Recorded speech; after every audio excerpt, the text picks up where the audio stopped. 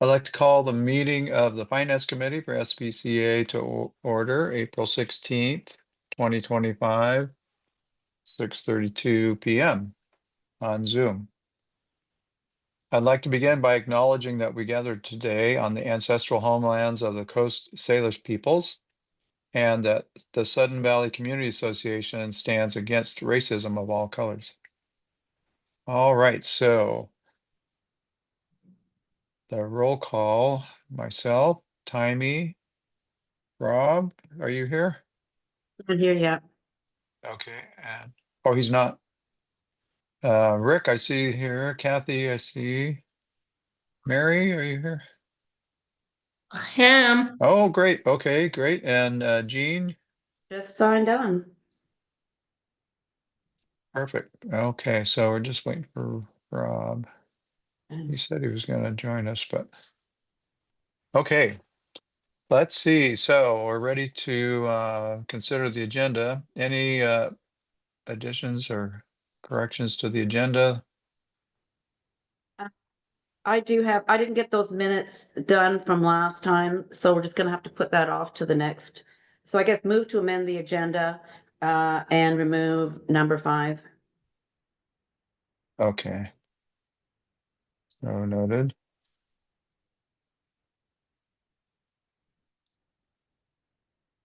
Thank you. Yeah, I'm glad you're feeling better. You Yeah, thanks. was under the weather for a while there, huh? Yeah, today's not as good a day again, but that's okay. I'm here. Uh-oh. Well, glad you could make it. Yeah, what a beautiful day it was today, except for that wind, huh? Oh, it was windy. Yeah.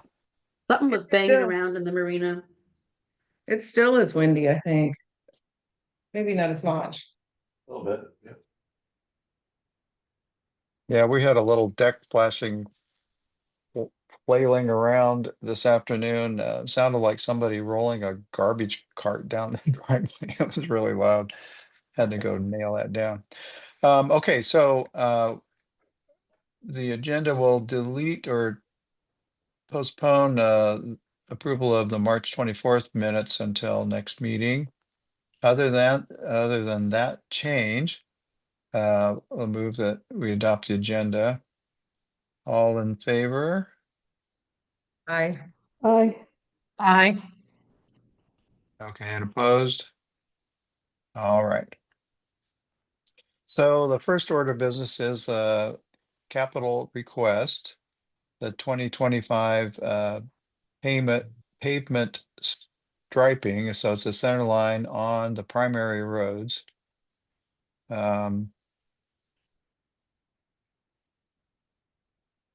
Okay, I've got a couple of notes over here. Okay, so it was sent out for bid to 4 companies. 2 bids came back. One was a little bit about $5,000 less than the other, so that's the one that's being recommended.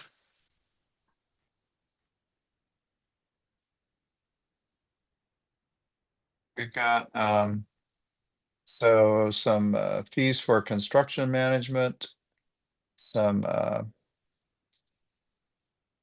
and for signage, but those 2 items were approved by the board on February 27th.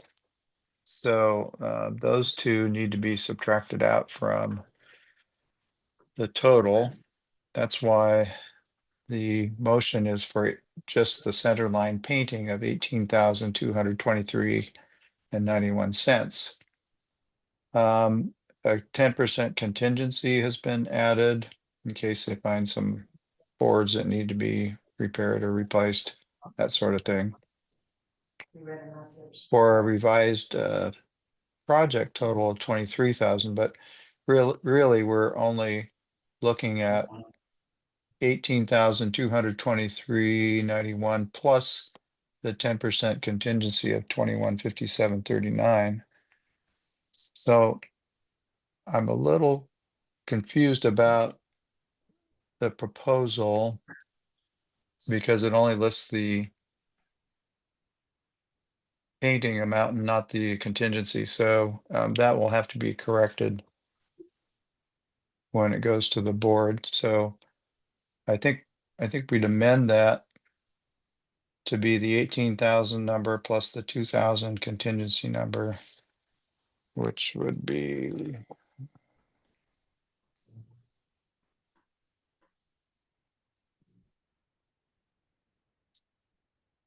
Where are you seeing the 10% contingency? it's on the bottom of page 2 of the packet.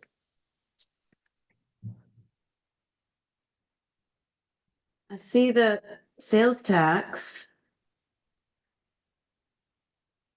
So you're looking at Then Okay, the- all right, yeah, okay, I the have that fourth turned page. over. Okay. Yeah, Right, right. So yeah, 2 pages before that then. okay, I got ahead of myself. Thanks, Rick. Yeah. So I think we'll recommend that we're adding the 18,000 and the 2,000 and change contingency that comes to a total of 20,381.30. Any thoughts or other questions? Yeah, I'm fine with that. I did have a question, and maybe it's just my ignorance. But what is forced account work to receive 15% markup? What's forced account work? Where are you? So I'm Where's the? sorry, this is in the PNW service page, April 3rd, bidders. This is what PNW sent out to the bidders that they would like to see. SVCA is requesting quotes for 2025 payment markings project. I think it's page am I So, on? Jean, Yeah, I think the force account is for reimbursable items such as mailings and copying and printing and things that outside of the labor, professional labor or what have you. okay. Okay, So in addition to the paying for the labor that the engineers or who managers or what have you do, then this is more the administrative side of things. oh, okay, all right. Interesting term for that, but yeah, okay. Thank you.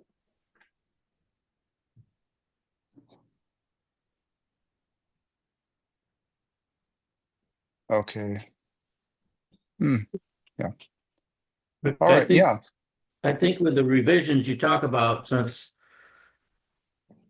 those other amounts were previously approved, we don't need to approve those amounts again, correct? So we're just approving the additional amounts to get to the grand total revised.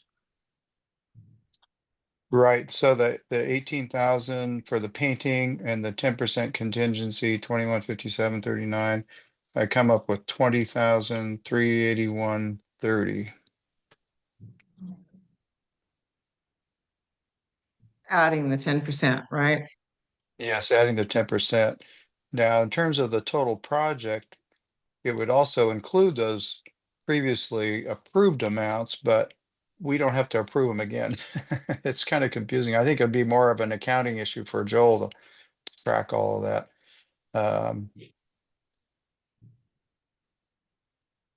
Is that right, Joel? You're talking about whether or not to put language in there to de-obligate 8,000 something or other? No, I haven't got to that part yet. Oh, Just that we really are only approving the painting and the 10% contingency because the construction management and signage part has already been approved on February 27th. yeah. Okay. So Then Joel, so he's correct where the amount we're approving is the 18,223 plus the 2157, correct? Yeah, I'm just pulling that up again real quick. I accidentally closed it. I read it that we're $8,073 better. And he just wants to deduct it from roads capital code and have it credited back to roads. Yeah, which is really an unnecessary proposal because the money's coming out of roads. We're getting a little ahead of ourselves, but is coming out of roads. And if we don't spend it, we don't have to put it back in. It's already there. We just have to de-obligate it. Yeah, so. So Yeah, this one's kind of- I don't think we need to the second proposal or the second request or the second motion. Yeah, in terms of that first motion, so basically you're just approving permission to sign this contract for that 18,223.91. So that looks fine. Oh, Yeah. but what about the contingency? I mean, don't we want to include that as a contingency? Not as part of the contract per se, but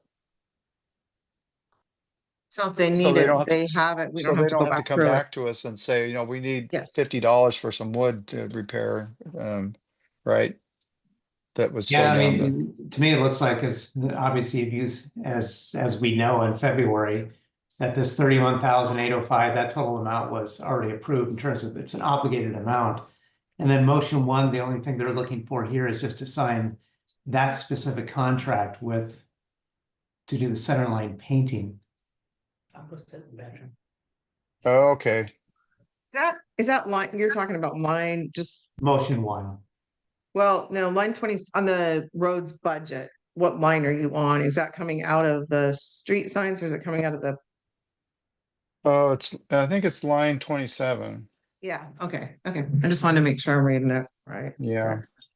Yeah, okay, so I see what you're saying, Joe. So the whole amount was approved. Yeah. This is just authorizing the contract. Okay, so I misunderstood.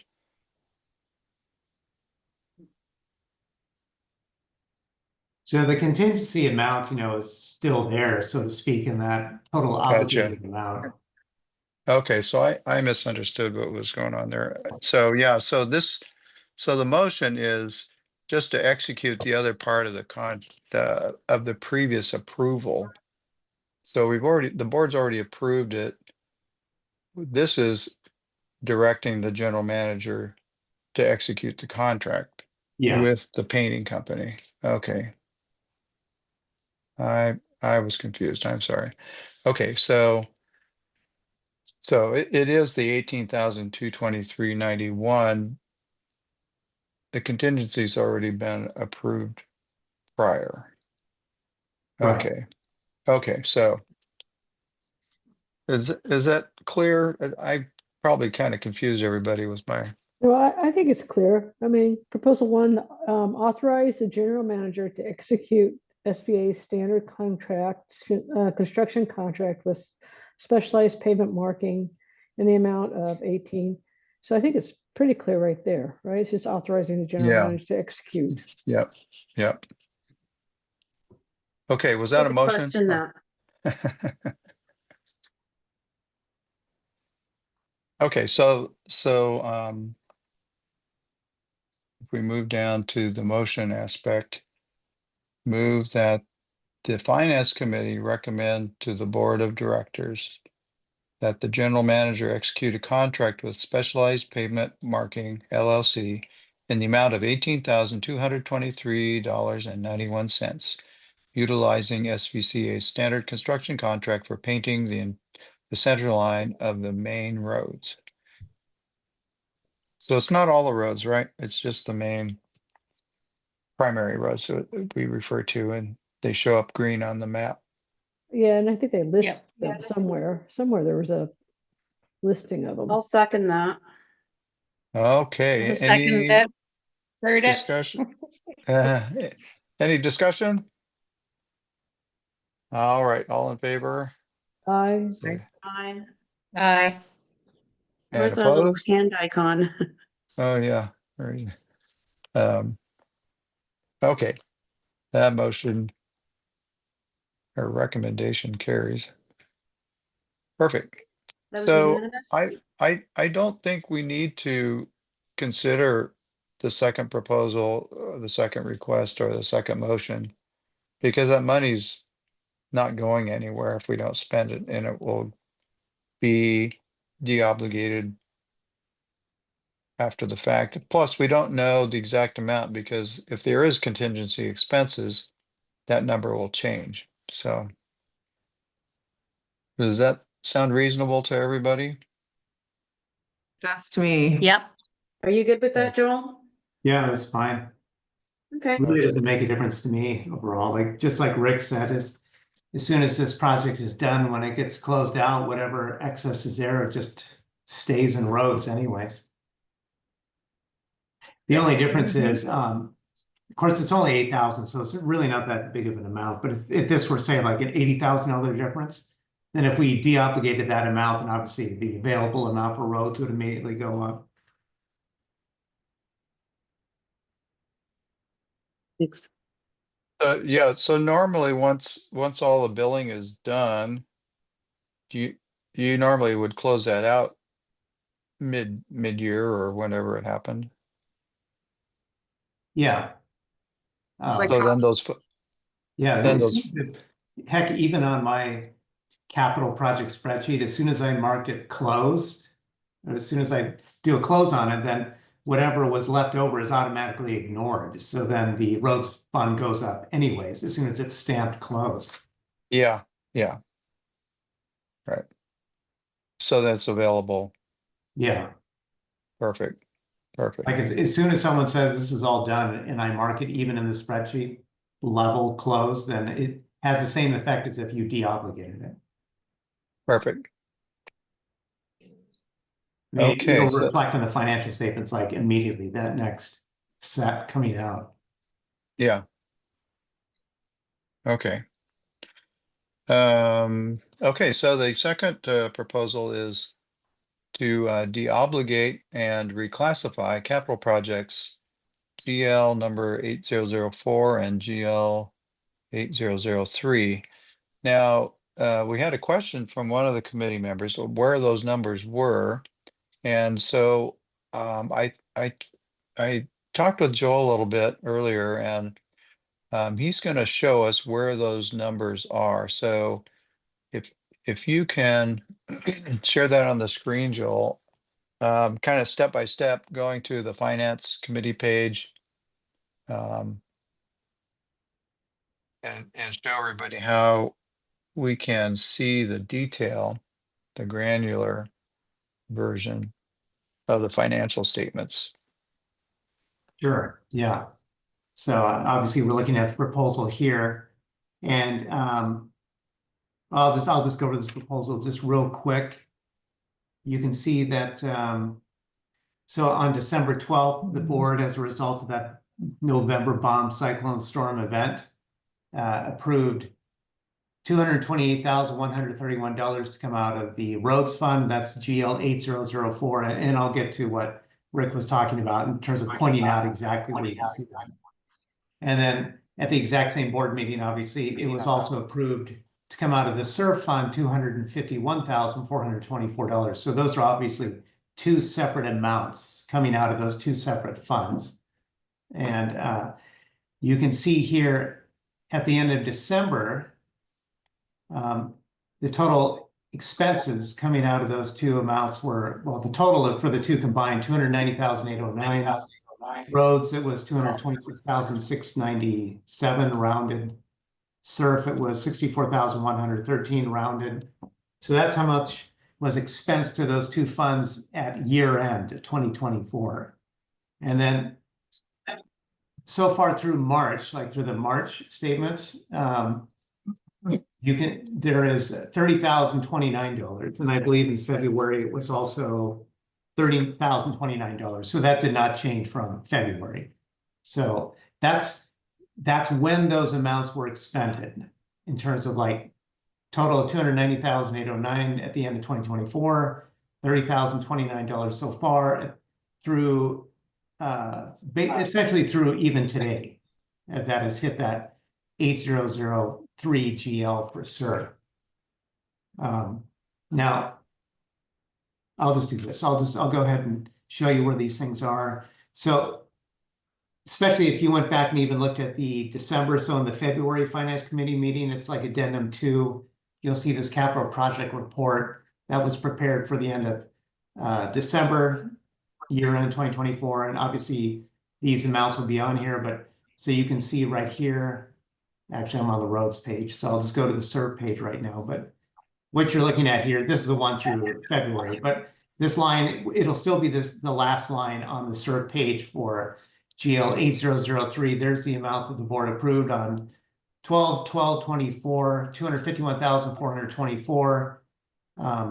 Total invoice 94,142. That's the combination of those two amounts, these two amounts right here and here that I just got through talking about. And then this roads amount, 226,696. I'll just go back to here. We'll go to the second page of this, which is showing all the roads projects. And here's that roads amount line item. So this is showing you that the board approved this amount, 228,131, under this green column here, header. And then the amount that was invoiced, 226,697. There's 1,434 left over that hasn't been spent, but we're not spending any more out of that. That roads is all totally done for that line item. That's where you can see it on the capital project report. And then if I go to we'll just go to the February financial statements. So to go to the top line, this is the second page income statement summary.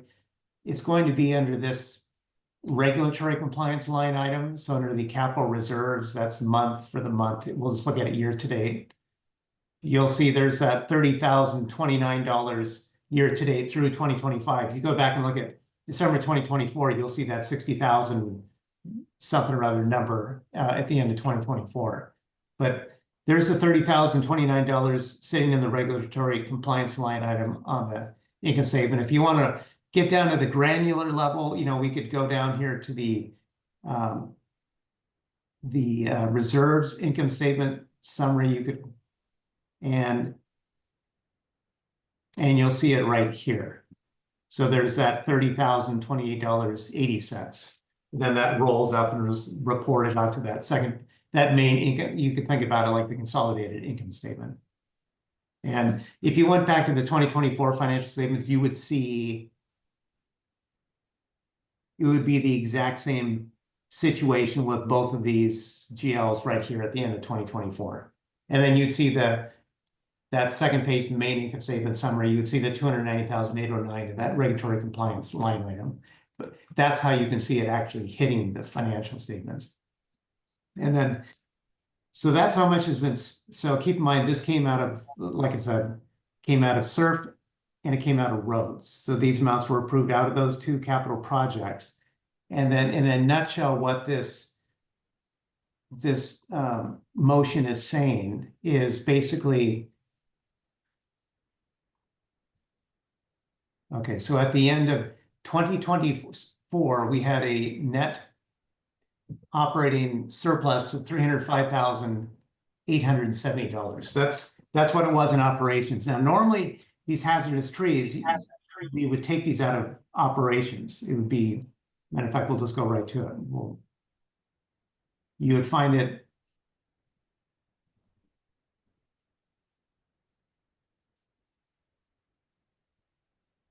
You'll find it under the ACC Security Department under hazardous tree removal pruning, 6165. That will then roll up to the consolidated statement and show up also, obviously, under regulatory compliance underneath the operating column here.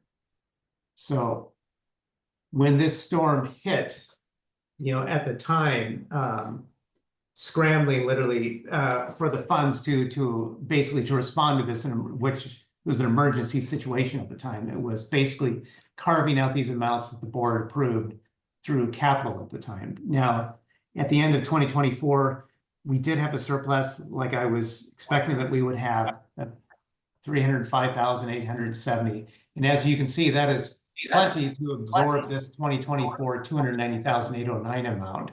And so what this motion is saying is basically it's asking for the permission to take this for 2024. We're going to take this 290,809. We're going to take it, we're going to deflect it, move it away from roads and surf and move those expenses back to operations. And then in doing so, operations will reimburse those two funds for that money. So we're going to make capital whole, so to speak, and restore capital to what the 10-year capital plan said at that point. Because obviously, when the 10-year capital plan was done, that was done before November, so before anyone ever knew that this bomb cyclone storm event was going to show up. So what if it And then shows up again? I mean, so basically, this money did not cover, we didn't have nearly that much in hazardous tree removal, you're saying? But it's No, not at all. Yeah, not even close. yeah, this place has never spent that much money in 1 year for hazardous trees. How much is allowed for hazardous trees? Well, like actually, matter of fact, let's just go to that right now. So, That's out of curiosity. yeah. This actually saves a little time during the financial statement presentation because I would have covered this part anyways. Now so you can see here the annual budget column. You can see we budgeted in 2025 $100,000 for hazardous trees. Now, what's been happening in years past is if we exceed this like we did last year in 2024, I believe the budget of, I'd have to go back and look up what that exact budget amount was, but we exceeded it. And then we did a UDR request to take an additional 55,000 out of the UDR fund. And that's usually where this comes from. We dip into the UDR fund for various operational type needs that are over and beyond anticipated budget. And that's where that would come from. Now, at the time when this storm hit, obviously the costs were unknown exactly in terms of like how much it would really be going through. And so basically, for the time being, the board carved out those two amounts from the capital funds to access, basically to have ready cash to take care of all these trees, to get them off the roads and common areas, trees that could wipe out someone's home if it fell over, or picking up fallen trees. Just a question, don't you think we should take some of this money out of the 78,000 that's still remaining in hazardous trees? And do what with it? Well, allocate, like you still are showing $78,000 for hazardous trees for 2025. Maybe we should allocate some of that expense back to there, because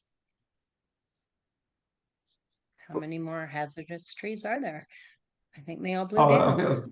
Yeah, so what you're saying is, let me just pull that up. Well, So I'm gonna, we are gonna take some of that for 2025 trees. The 30,029 is coming out of this year's hazardous tree, right, Joel? Yeah, It's showing we still have a balance of 78,000 in there. Right.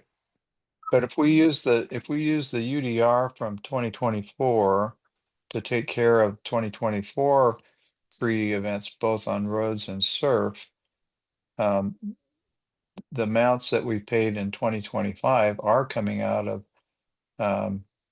the trees for this year, and we just signed an estimate for 40,000 the last board meeting for another tree or two that's precariously balancing about 20 feet above a house.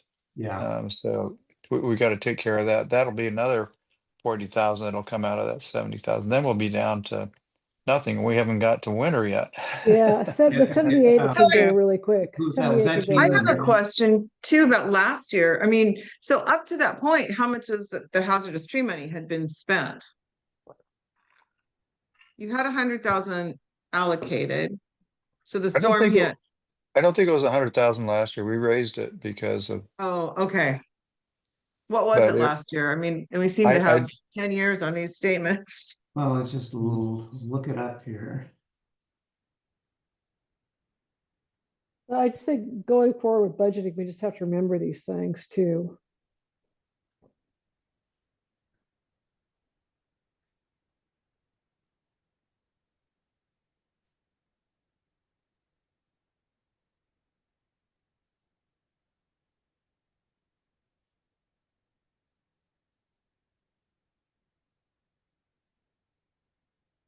Are you finding it, Okay, so Joel? we spent,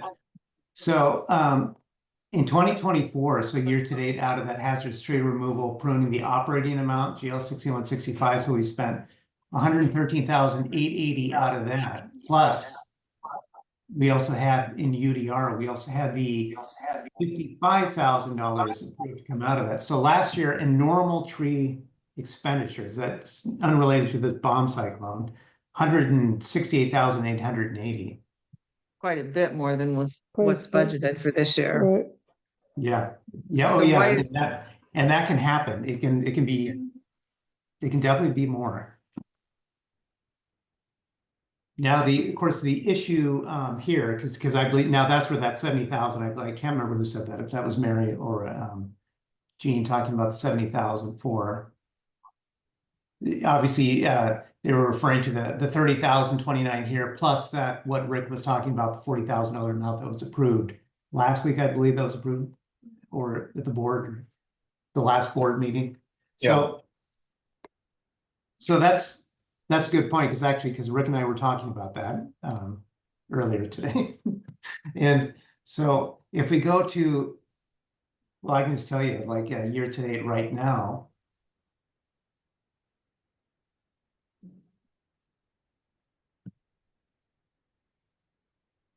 Okay, so right now as we speak through today, hazardous tree expenditures and operations is 29,654.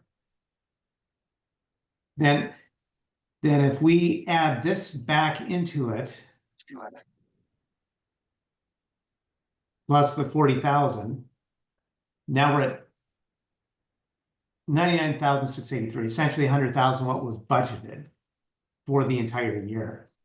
So then at that point, so essentially, as soon as this stuff gets added back into operations for 2025, then we've hit our budget already for hazardous trees. So then we'd be into a situation which also kind of can commonly happen out here with these hazardous trees, to where we would be looking to tap into this 350,000 balance in UDR.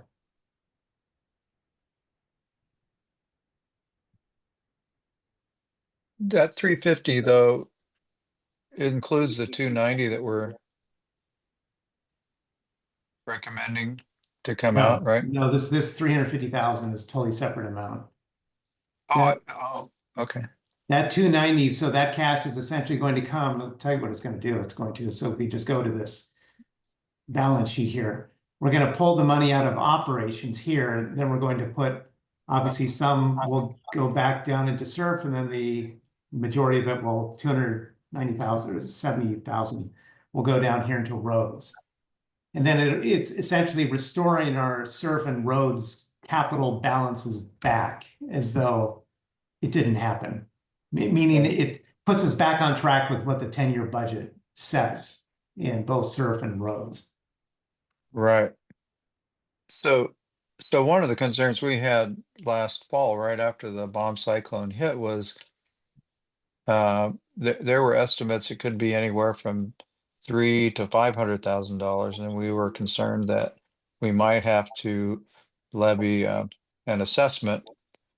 But luckily, we had net in operations to be able to cover it. So Yeah, right. So this, so this operating surplus, 306,000 rounded. So obviously, if that wasn't there, then this would not be as conceivable to do in a sense. Right. And so And we're then- fine then, right? What's that? I said, we're fine at the end of 2024 then, right? Yes, at the end of Yeah. 2024. Bottom yeah. line is everything's Right. okay because you had the money in surplus, sure. Yeah. So exactly. So it's like, so looking out, if we do exactly what the surplus could have been, we would have just left it for 2024. Meaning since 2024, we're looking to break even. That's what we budgeted to do in 2024. Yeah, in operations.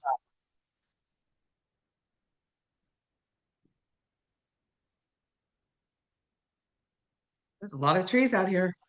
Yeah. Yeah. it's, Yeah, there's that's something to keep I in mind like- for budgeting.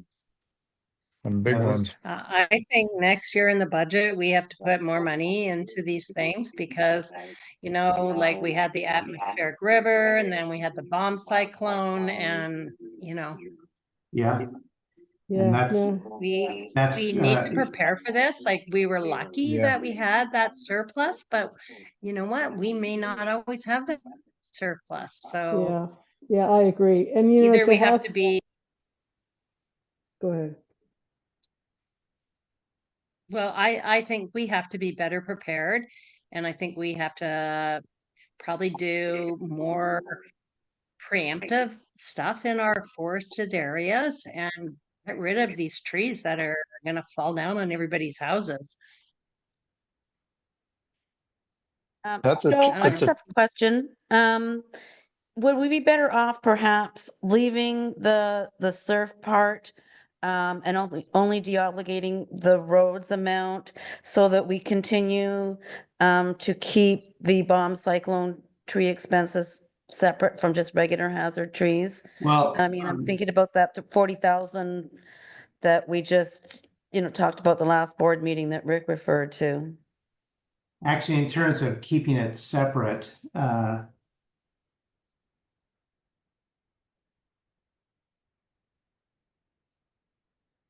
so what I'm going to do, just so we know, like in the county record, so anyone looking back at it historically, and so this hazardous tree removal pruning, GL 6165. So what I'll do is I'll create like a GL 6165.1 so Good. we can put a box around this. So we'll know how much that storm event cost. That'd be good. Yeah. Because it seems like we have these like events every couple of years now. Yeah, that bomb cyclone event, of course, that was very unusual. In terms of like Yeah, spending well, 100 so was something. the atmospheric river 3 years earlier that wiped Yeah. out bridges and everything else. But this is today. We don't know what's coming next year. There Yeah, was another bomb cyclone in Kitsap County, very similar to the one we had about a month ago, which was very unusual and hadn't happened, in as far as anyone could remember. So I think it is a sign of the weather changes and It is, and I think Yeah. we need to start stockpiling some reserves for these things because this is Mother Nature. yeah. how hard is it to take out hazard? I mean, we've kind of gone down the rabbit hole here, but how hard is it to take out hazardous trees? Like if you did some selective logging to get rid of, I mean, would the water district allow it even? Or do they have to just be totally hazardous and dead to take them out? Yeah, I believe, I think that was last year that Joanne floated, I believe she did that at a board meeting, floated an idea of doing some clear cutting type stuff, and that wasn't really a popular opinion at the time for hazardous trees. Clear cutting, yeah, not clear cutting, but just, Selective cutting. No, but Yeah. you know what? And you can sell that wood, yes, you can, yeah. those get big about a trees. Like 30 or like maybe I back look at for the it, ones though. that Something. came down, at the entranceway of gate 1, those trees that just popped out of the ground. yeah. Like, Yeah, I and think we we need to have have- somebody Like in this review. situation, we've sold what we could, what was salvageable, obviously, that the lumber mill would take. You'll see that in common costs under this timber income right here. Yeah, it's not much. No, it's not. No, Yeah, I think we could do better. Well, yeah, Yeah, I we- do too. I've sold timber before too, and you have to cut it to certain lengths. It has to be certain specs. So if you're taking it out, you have a lot more control over it than if you're falling it, if it's just falling over. over something like splitting as it falls down and stuff. Sure, yeah, Yeah. but Concern you is still don't trying to recoup. figure out what you might take down. First of all, I think it's the ACC's, responsibility to look at hazardous trees that are submitted. But second of all, when I look back from one who lives in gate 1 and was supposed to be at the hospital that morning, couldn't get out of gate 1. And what Yeah. happened across the street, I don't think he would have perceived or projected to cut those trees down as the most hazardous in the community. No. Yeah, that, But I just think it's very I'm sure difficult. if you got an arborist to come and look at some of these big trees, like they can tell if they are like not rooted properly. Like those trees were surface rooted. That's why they just like popped out of the ground, right? Well, and the ground was I think it would be saturated too. money well spent to look at some of these trees, like walk through this forested area and say, you know what, big winds, they're just going to pop out of the ground. And that's what happened with those ones, Rick, that you're talking about. Like the roots weren't not deep enough and they just yeah, came out. Douglas fir roots are not, because it's so wet here, they don't go deep. They are surface roots, and there were at least 1 or 2 trees that came down that had just been inspected by an arborist as being sound, and they went down in Huh. that bomb cyclone. So there's Yeah. no guarantee. I agree. We should, before we bought, I looked through some of the documents on the website, and there was a tree assessment plan about 6, 7 years ago, that, to my knowledge, hasn't been directly followed through. So, we had a tree. There were like, I think 20 or 25 trees that were identified as needing to come down, and maybe someone came down on the bomb cyclone. I don't know which ones were identified, but it is getting to be a growing concern, and I agree with the comments that everyone is making, that we do need to make better plans, budgeting wise and kind of tree management wise. When we are able to identify a tree that is hazardous to life or property, it's not difficult to get those permits from the county to take those down. Does anyone know what the little numbers on the trees in gate 2 are? There's little tin numbers hanging on some of the trees. I haven't noticed them. Did anyone ever notice that? Okay. Yeah, I don't know. We noticed it walking one time, and now I think, I just jump out at me. They're just little like 1x2 tin things with numbers on them. I wonder if they were part of that, whatever that Maybe. was 6, 7 years ago. Maybe.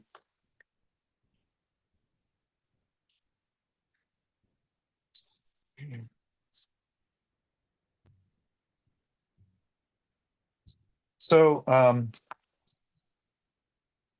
so the point of all this is, we had the money to take care of what happened, what we paid for in 24 out of operating surplus. That's the good news. And that's what this analysis and proposal to de-obligate these funds is all about. We can be thankful that we have the money to take care of it this way. Yeah. But the only thing I'm noticing in this proposal is, in the request, it refers to the general ledger numbers 8,004 and 8,003, and in the motion, but it doesn't specify the dollar amount. And I think that's important to have in there, because the background statements go away. The only thing that's recorded and retained in the minutes are the motions. So we'll make that adjustment with admin before it goes to the Actually, Rick, board. I was thinking, I guess one quick little fix to this is, well, like, for example, we'll just do this first sentence where it says, move the board of directors de-obligate capital project GL 8004 roads fund. I mean, we could just say, move that the board of directors de-obligate, where is it? De-obligate 228,131 from GL 8004 roads fund. It could be read like that, I guess. Yeah. That's what I would do. And then just repeat the same thing for the 8003. Just say the dollar amount, Yeah, meaning like just say de-obligate dollar amount from capital, and then where it says and capital project GL 8003, just say and such dollar amount from capital project GL 8003, sir. yeah. So those numbers would be the 228 and 251, correct? Yeah, Yeah. okay. Okay. So let's see. We'll move that the Finance Committee recommend to the Board of Directors to de-obligate Capital Project Roads Fund in the amount of $228,131 and Capital CRR SURF funds in the amount of $251,424, and to approve the reclassification of all November 2024 storm event cleanup costs charged to these funds to the operating fund in the fiscal year for which these costs were incurred, thereby also reimbursing these capital funds from the operating fund. Second, Any further discussion? Okay, all in favor, say aye. Aye. Aye. And opposed? Great. I think that was very good discussion about future looking needs and planning that we need to push at in our budget planning for next year and going forward. Okay, so let's see. The next one is on the Welcome Center painting. The reserve study has set aside 16,224 for painting the Welcome Center on the exterior. And 3 bids were received back. CertaPro Painters came in with the low bid. Now, this is the same company that painted the clubhouse last year. And there was concerns raised about some of the reviews that had been reported and attributed to them. I checked with Mike Brock and to get his assessment of how well they did or didn't do in painting the clubhouse, and he said they're very good about communicating what they were going to do, how they were going to do it, allowing for operation of the business, and is very satisfied with the work that they did as well. Any other questions about CertaPro? I noticed in the 3 bids, only one of them specified 2 coats, and so I asked about whether or not all of the bids included 2 coats of paint, and they did. So I think they're very comparable. The work plan, the only difference, main difference was in the cost. There was a difference in caulking too, like, I think one of them had a premium caulking going around all the windows and some had them just touching up, so I don't know what difference that would be, but. Let's see.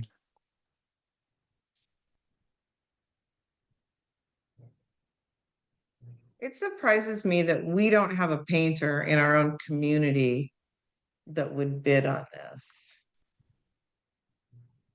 I mean, painting is pretty common trade. Yeah, I agree don't- with you on that, Kathy. Yeah, we do Why have. we're going to Linwood. I mean, the guy, Mike did say the guy did a good job on the well, it's not actually, I guess it's Serpro, it's something, there's another name of the company, but on the clubhouse. But I mean, we're going clear to Linwood. How many painters do we actually have in Sudden Valley, you know? And you have a price point you want to have, I see that. But it's also like our community, not Everett's. So how does this get Yeah. advertised? How do people know that we're looking for a painter for this Right. building? I don't know how they get advertised and how they select their Yeah. 3 or 4 people that they're looking at.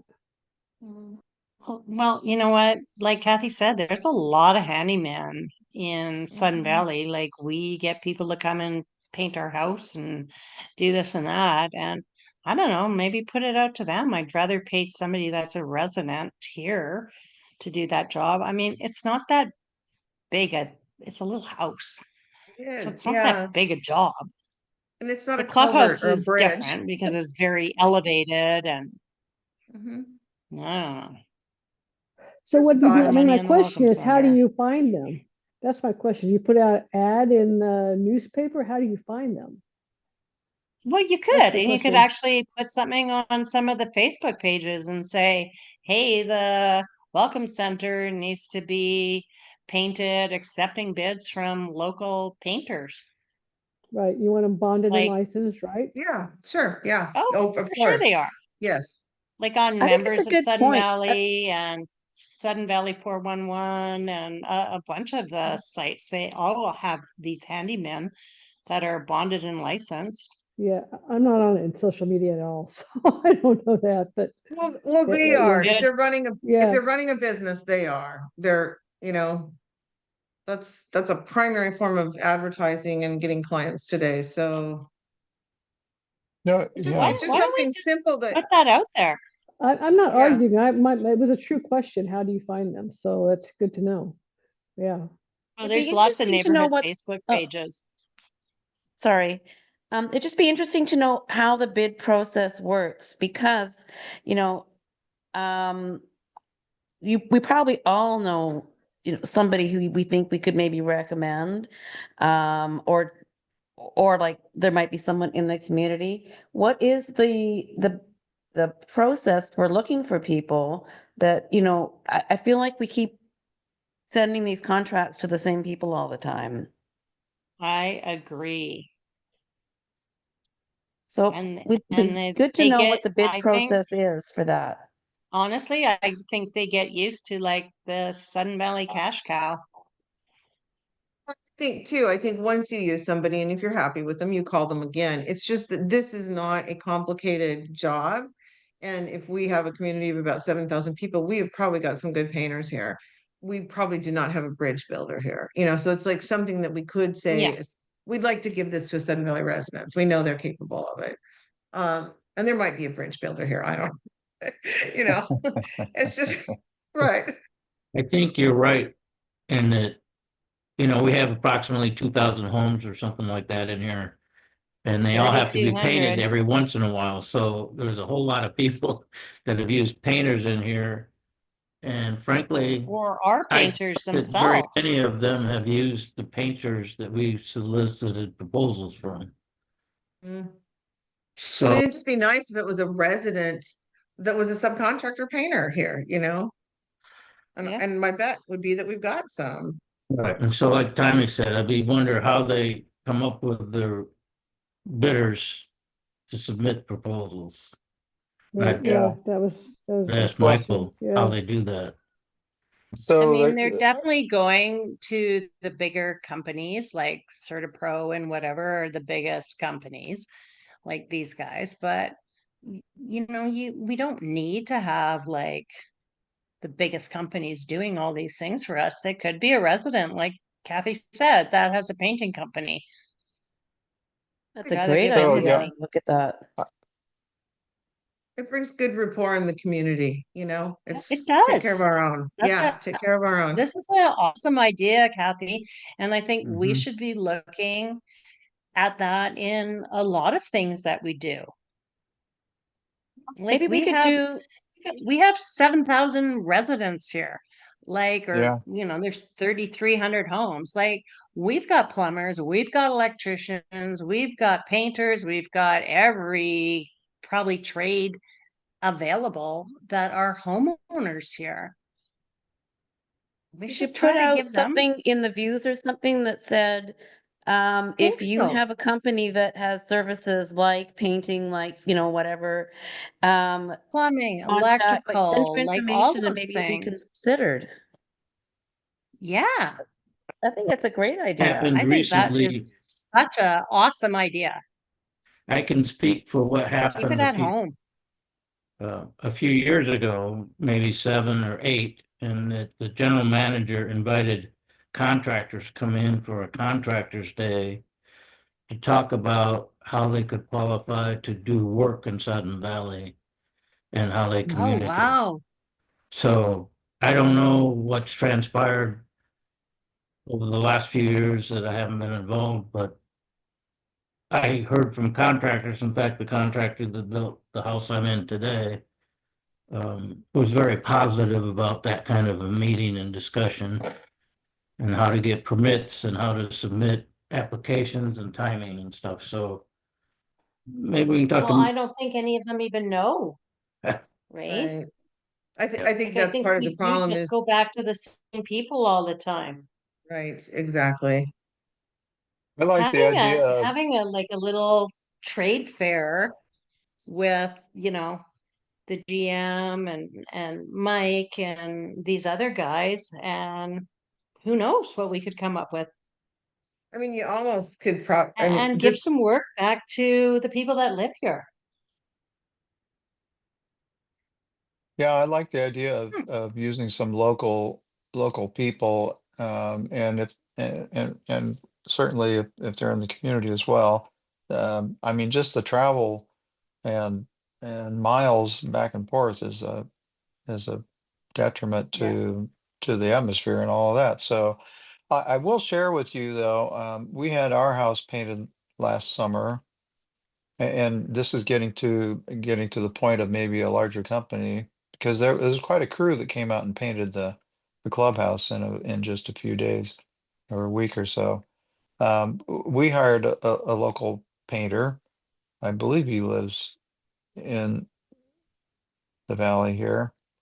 Um, we paid more than 3 times this bid price for our house, and it took 4 months. Oh. So, Yeah.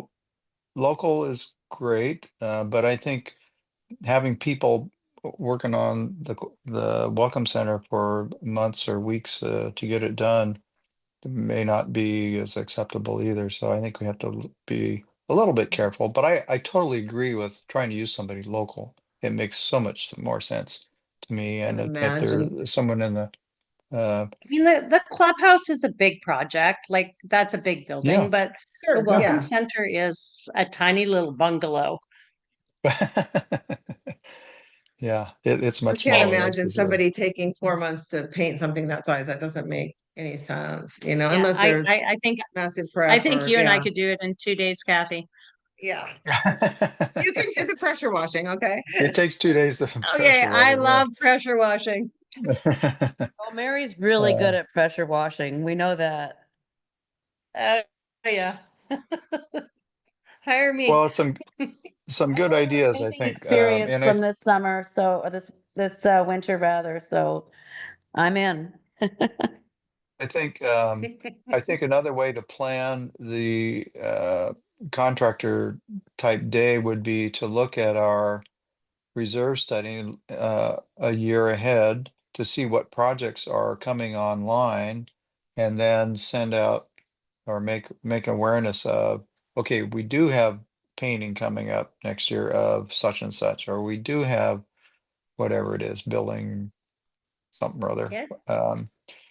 plumbing or whatever it is. But Smaller looking at a project. reserve study as a guide of what we are going to be needing to get done next year, and then getting the word out well ahead of time for Yeah, that's a great idea. those needs.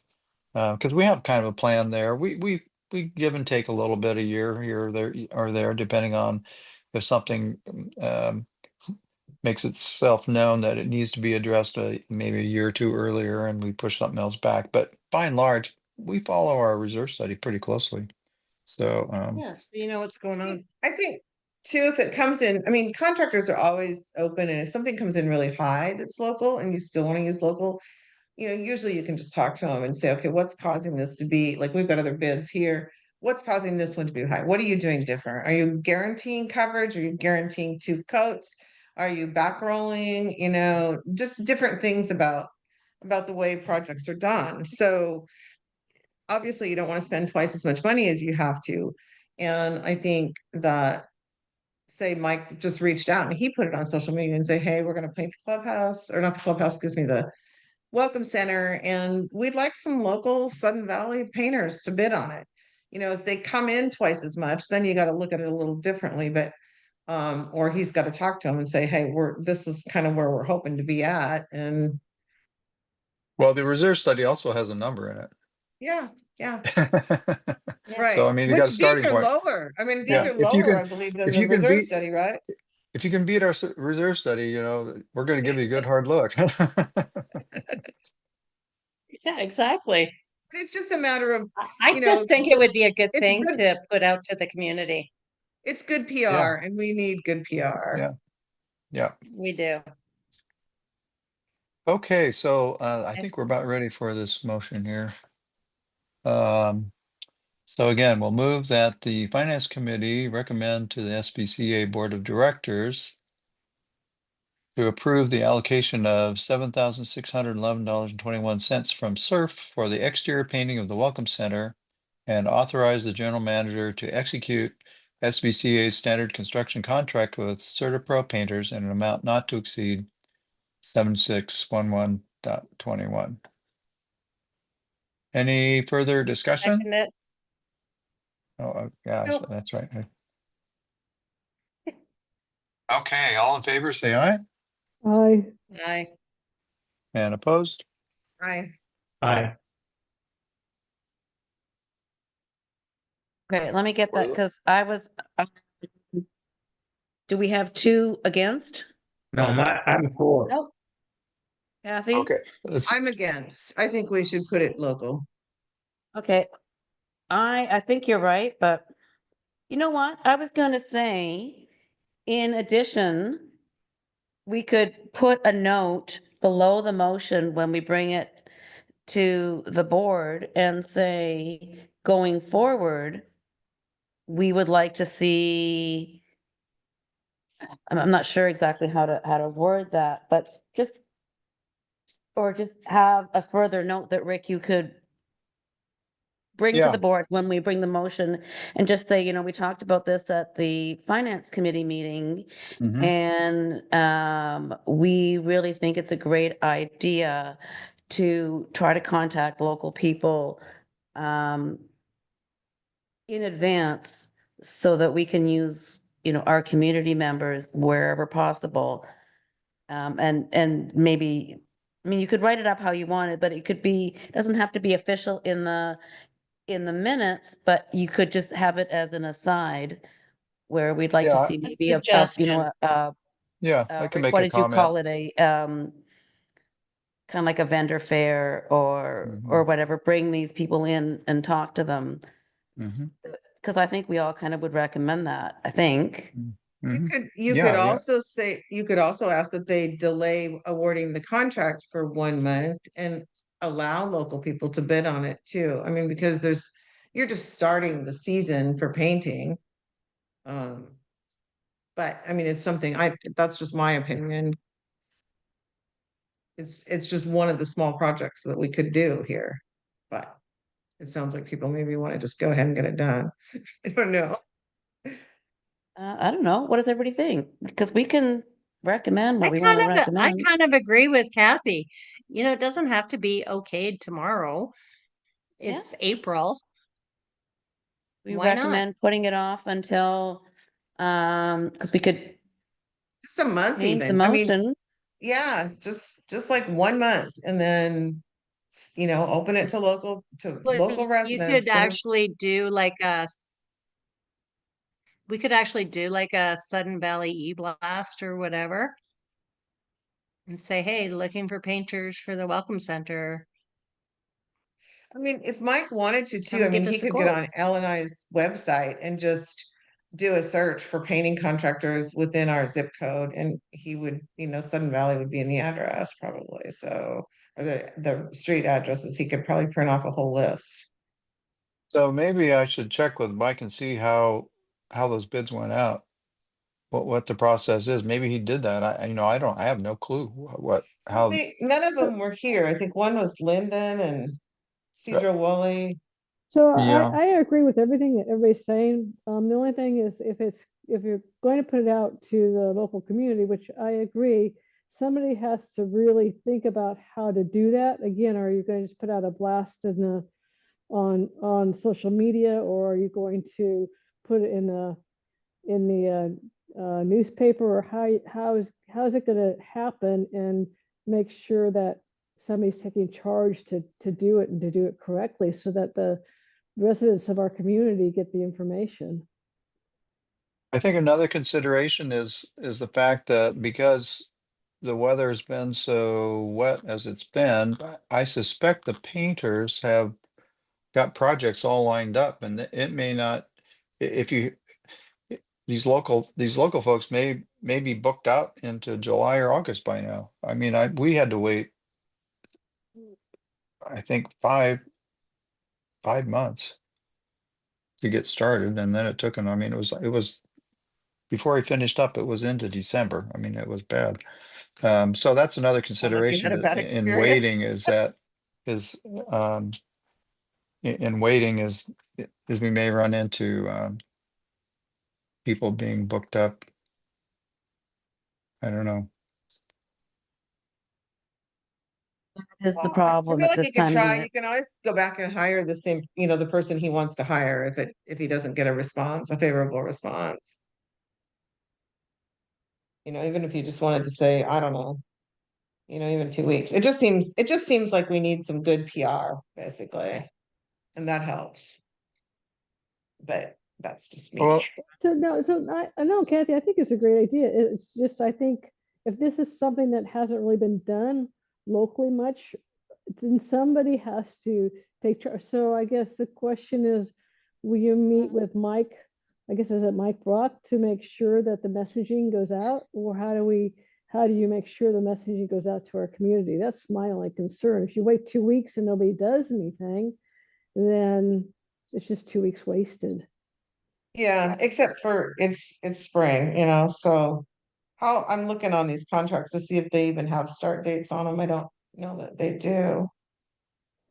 But I guess the question who is making sure that they understand, Mike I Brock or whoever understand. does it, make sure, understands what needs to be done, what the expectations are.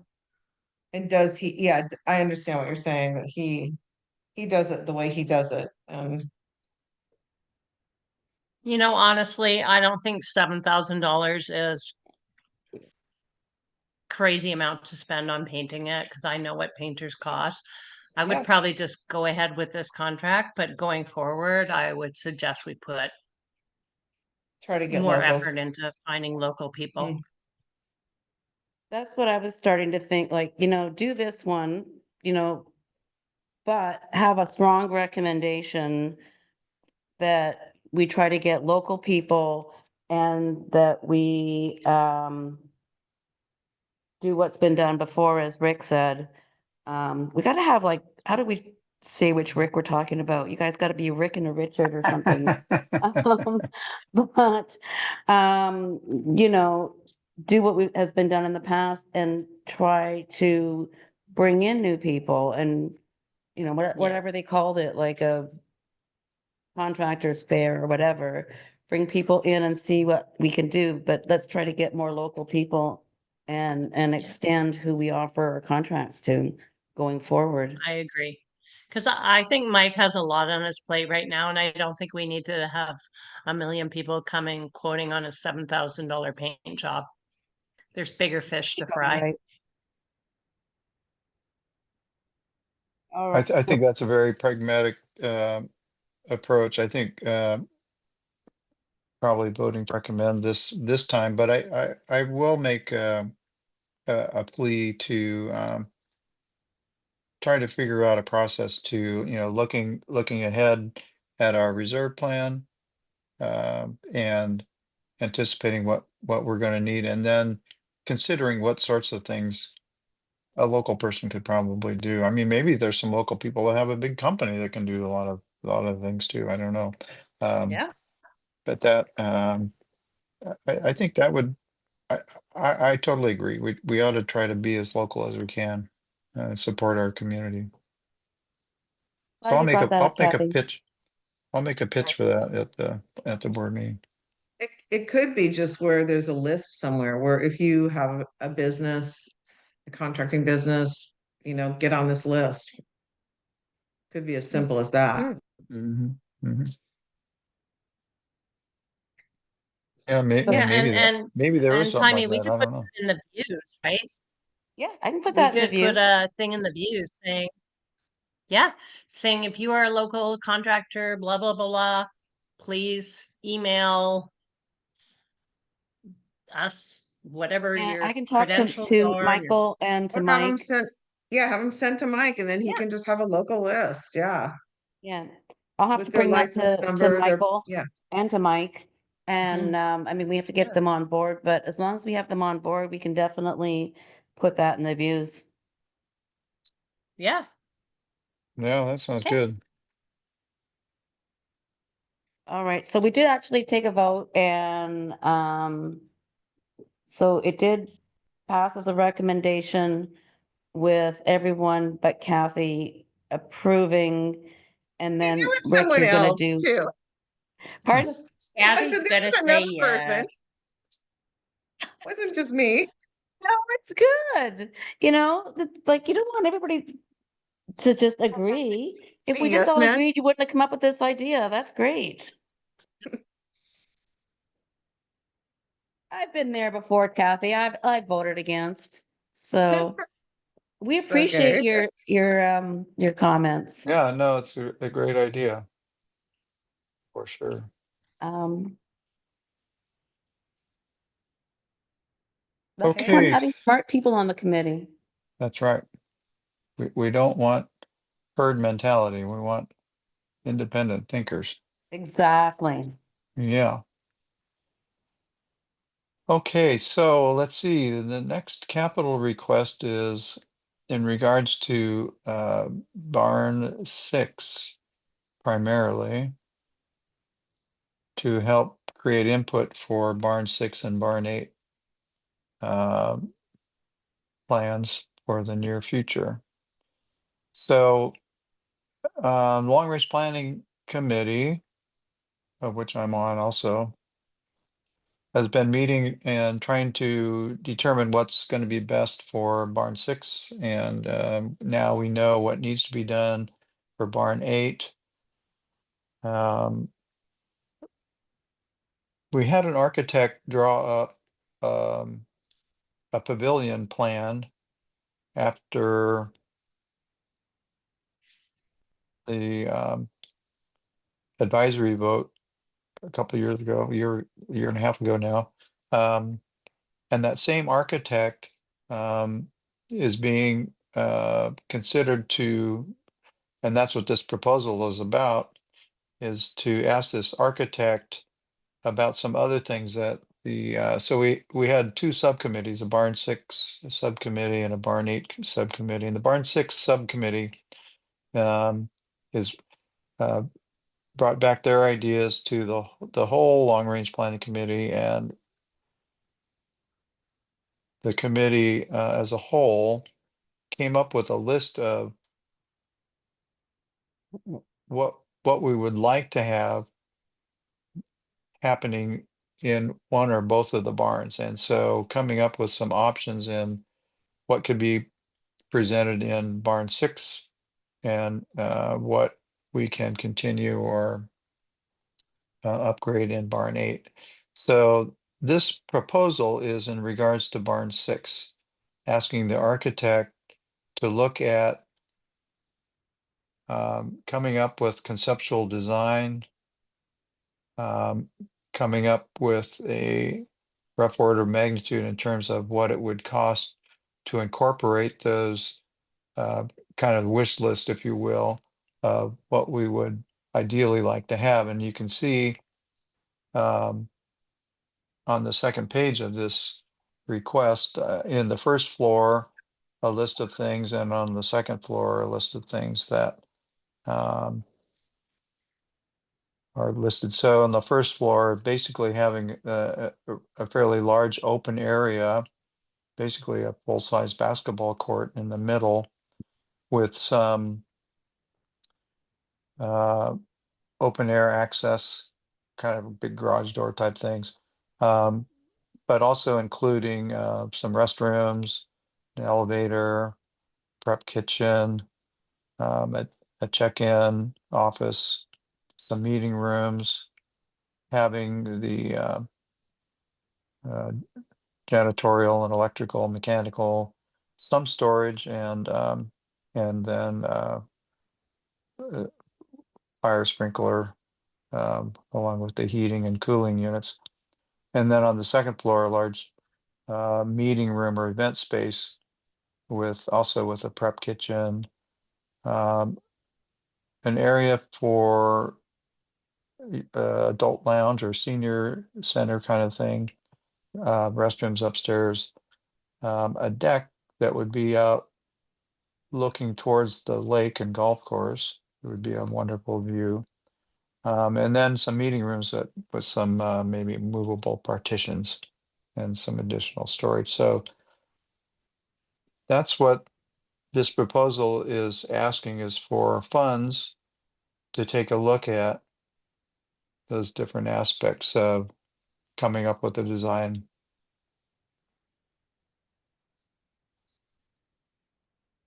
I thought there was gonna be a space for the gym in there when we had to close down the other barn for renos. Yeah, so the downstairs could, conceptually, the downstairs, when the doors are closed, the exercise equipment could be moved there, at least temporarily, if not permanently. Yeah. Yes. Yeah, well, that's good because I know a lot of members, love using that gym, and when we have to close it down when we renovate the other barn, Yes, I'm hoping that there would was a be space for it to be over there. exactly. So that was one of the driving concerns about not just fixing up barn 8 first, the dance barn first, because there would be displacement of those activities, and because of the nature of the structural work that needs to be done, probably have to close most of the barn most of the time. And if you add up all the time increments for those 4 stages of repair and structural improvement, it comes up just shy of 2 years. Oh, So wow. Yeah. it would be a long, period of inconvenience to the members who do like Use using the that, gym. not only for that, but for some of the other classes that are taught Yeah. in there as well. So So, so this is a conceptual thing, so it's not set in stone. Um, so if this doesn't work out, so they make a design and it doesn't work out, is there other expenses that we're gonna have to pay to redesign it? And I only ask this because it says a footprint is 130 by 100. And the basketball court itself is 94 by 50, which is gonna take up like half of that whole space, which doesn't seem to leave a lot for a lot of the other stuff that we're adding. yeah, so that's a good question, and I'm curious to see how the architect lays that space out. It's the concept is to have a barn shaped structure, so kind of retaining the feel of the ranch, if you will, the farm. And so the basketball court would be in the middle of that because it needs to have, I think 16 feet is the minimum. And so we do have the plan for the open air pavilion still. And that's kind of the fallback position. But we're just thinking that having a second floor with a view, you would be able to rent that out for a wedding type reception or a anniversary Would we be reception able to or. get a liquor license for that venue? Yes, yes. So my inquiry about that was that the fact we can't have a liquor license in the dance barn is because we don't have sprinklers in there, fire sprinklers. And so the new building would have that, and yes, we would be able to serve Yeah, alcohol. because for weddings and stuff, that would Yes. be a great venue. We And could, I think that's all great. That wasn't, I mean, I think the second floor and all that is wonderful. I'm just thinking of if you have a full basketball court downstairs, in the middle of the downstairs, it's not gonna leave much room for office spaces or anything else or a kitchen or anything else to happen down there. That's all. That was my only comment was if we design it one way and it has to get redesigned again, is there gonna be much expense to redo it again? yeah. Well, so that's a good question. So the way that I understand it is that we will be we will have at least 2 meetings with the architect while the plans are being drawn up. So there'll be some modifications or questions asked. Maybe it'll end up being a half court basketball court. I don't know. Certainly that's a very doable thing. But having that open space flexible so that you could do other things as well. I mean, you could have that large of a space, you could have a roller skating rink in there. You just change out, Mhm. what you're doing, or set up, half a dozen Get an indoor cornhole games tennis in there or or, pickleball, like, yeah, there you go. I mean, those are some of the things that I think uh, need to be looked my at and only thought would discussed. be keep the office space. If, well, I don't know why we need more offices or It's meeting mostly space. just a check-in desk, more than an office. Yeah, Yeah, but keep some room down there to have a gym and washrooms, and then the rest of that whole space open. And then upstairs have like the partitions that you could do meetings or open it all up for an yeah, event. yeah, yeah, exactly. Right.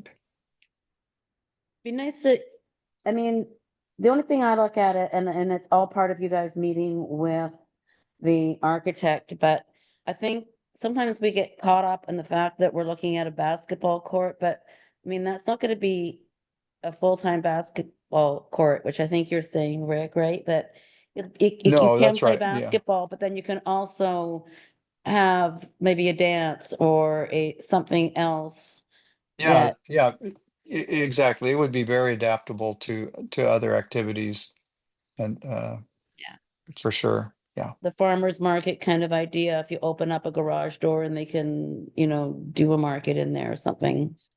That would be Yeah, awesome. yeah, exactly.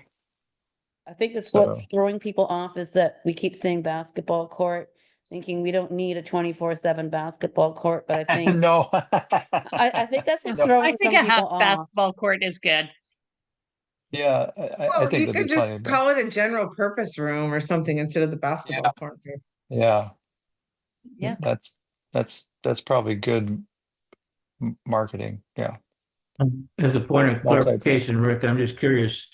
So the 16 to 20 foot height down at the all-purpose room, the upstairs is gonna be a total 100 by 130 feet as well, is that correct?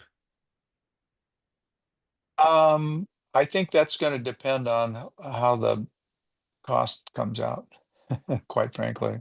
But potentially, yeah, it could be. Mhm. I guess what I'm curious on your discussions was it to have the upstairs have an opening in the middle of it over the all-purpose area, or was it to be a full floor? Would be Yeah, nice. that's a good question. There was some discussion of having maybe a glass wall on the two sides of the building that could look down onto the court or that Yeah. general area. So yeah, I mean, these are all great questions and some of the same ones we had in our committee. And that's where we're hoping to get some good insight from the architect. The only question I have, and I know this is probably a touchy subject, but to keep the barn theme, what are we losing by keeping the barn theme? What are we Just losing? asking, what are we losing? Like, because we want to keep the barn theme, because it once was a farm here, like, what would it be like if we didn't keep the barn theme? Just to talk about it, just to say, what would we have instead? No, and do a more flat roof and angled and more space instead of the, more contemporary, something, Yeah. I don't know. Could be, It's- that may be, yeah, no, I've just heard, I'm relatively new to the valley, so, but I've heard a lot of people really, seem to be almost emotional about the About the farm, barn. but, the barn. but Well, we're gonna keep the other barn. We're gonna keep the Yeah, other that's, barn. And I think yeah, it's barn yeah, 8 more than barn 6. Barn 6 is just sort of unfortunately, a dilapidated structure, and barn 8 still looks like a barn. yeah, Yeah, yeah. so we fix up It would barn be 8 and much, keep it as a barn. would be much more efficient to build a more traditional shaped building than a barn. I would think. I don't know. Absolutely. someone Seems like artistic it. could come back with some, motifs or something to represent the barn. You could have different Yeah, things on it that could, reflect the history without having to make the whole building look like a barn. yeah, and that may be exactly what the architect comes up with. But I agree. Yeah, I think it instead of would having be, that peaked roof and wasted yeah, space. yeah, yeah, Some yeah. really We could cool stuff maximize in, our, sorry, Rick. yeah, we Go could ahead. maximize our footprint with a more traditional shaped building for sure. Absolutely.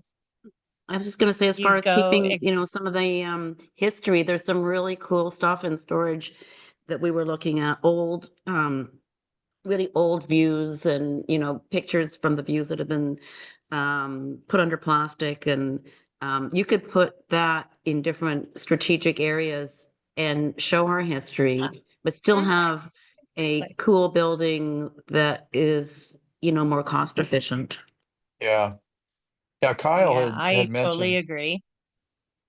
Kyle had Like, mentioned maybe. especially if you are gonna do, I mean, I don't know what the drawings are gonna be like, but especially if you're gonna do some kind of a deck looking out over the lake and stuff, and if you want to use it for weddings and stuff, like that upstairs should just be open, no It should be peaked roof, beautiful. just like, Yeah, you I know, agree. slanted roof, looking out towards there, have a nice deck, use A it for kitchen. all kinds of things. And downstairs basically is like a square box with all those other things in it, right? Yeah, And Well, or don't try to do all the gables and all that kind of stuff. if you I don't really know. want the farm look, go to the cool farm look, the log lodge or something like that. Make it cool. Don't make it just like a barn because it once was an animal barn, because it wasn't a people barn originally. I mean, that's kind of funny to right, say, but right. you Yeah, could put, I mean, if you really want, I'm just going the other way. These are just ideas, you could do a really beautiful lodge out over there. yeah. No, that's good. That's Yeah. another thought for sure. So I don't think we have the money for that. Yeah, that sounds You more think that costs expensive. money? They won't do it That's for free. Would money. just save all those trees that are falling down and stack them Well, up. there's a thought right there, right? Yeah, we could use all those trees. Seriously, yeah. Let's log them and build our own log cabin. Lodge, like a beautiful lodge looking thing, yeah. So Anyways, Okay. I had a, Just I anyways, agree we yeah. need to get some architectural drawings, but I would like to see some different renderings of that in the Mhm. $30,000 that we're gonna spend, Or maybe just start not out just with, one plan. yeah, just maybe some renderings, some sketches. Maybe we'd have them do sketches first, and so that we have, just some concept ideas before they start doing a whole lot of work. I mean, an architect can sit down and sketch in, 4 hours, probably Yes. several different styles. Yep. Well, I think part of the issue is, and Rick, you can correct me if I'm wrong, but we would like to be able to present this, or they would like to be able to present this at a couple of town hall meetings this year and perhaps have some sort of decision on the ballot in the fall. So there is, time is of the essence, which is Okay. why they don't want to do renderings. They want to go ahead and they can probably, Rick, again, correct me if I'm wrong, ask for a couple of different suggestions and cost savings and, possibilities, but I think there's a little bit of time is of the essence with this project. Yeah, a little bit, but Well- certainly room for discussion. I mean, Yeah. And we're gonna be asking the community for a lot of money. yes, So I think we need to give them some options here, not just like, this is what we have. I think yeah, we need some options. yeah. No, that's good. That's a good point. I will take that back. Or let's see. Well, and I Yeah, think you still have maybe, to leave on, I still think you have to leave on the whole just open pavilion thing that, I don't know, the board Yes. put across a yeah, couple of years ago that wasn't gonna cost anybody anything. yep, right. I, That's I right. think there's gonna have to be like option A, B, C, because it's obviously gonna require more money than our dues pay for if we go this other route. So, I mean, the community has to, Do you think the community would go for $25 a month? No idea. I don't know. Problem I don't is, Depends know. on if they like it, Yeah, I if don't they know. think they're gonna stay here, yeah. If they don't think they're problem gonna is stay if, here. Yeah. when we got all the reports on Barn 8, there's a lot more wrong with Barn 8 than we were led to believe. So Barn 8, Absolutely. that's not going to be Is a cheap mess. either. And then yeah, we still Oh, I have know. an old building that we can't use for 2 years and that's costing us a ton of money and possibly even more than any other project.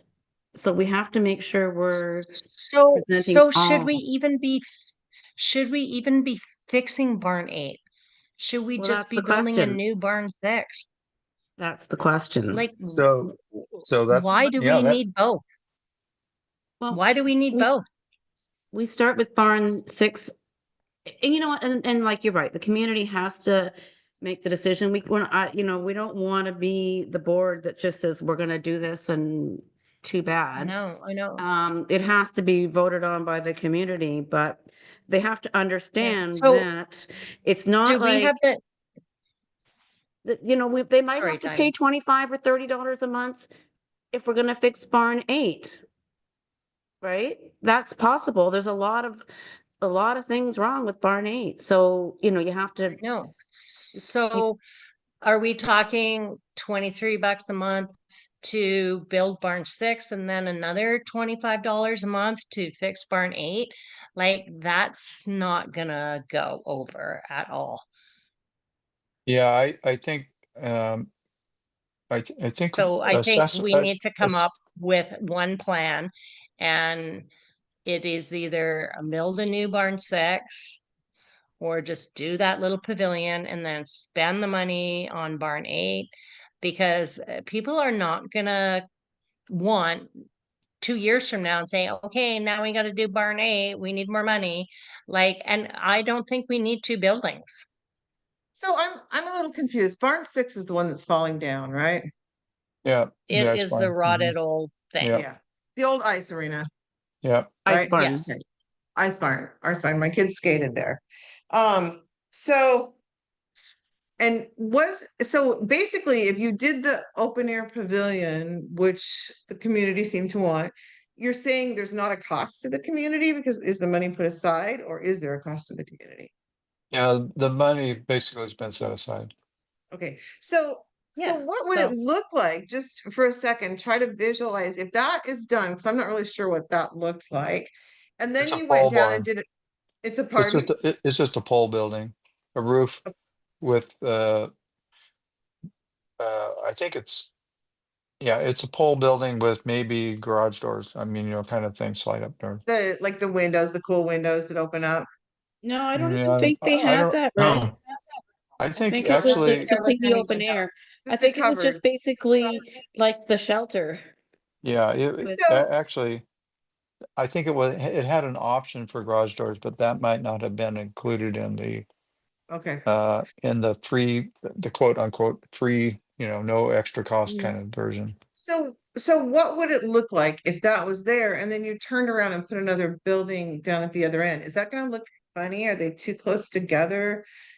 You gonna do some landscaping? I mean, I'm just wondering if you should just do one, do what was promised, and then everybody's happy, and then work on the other one.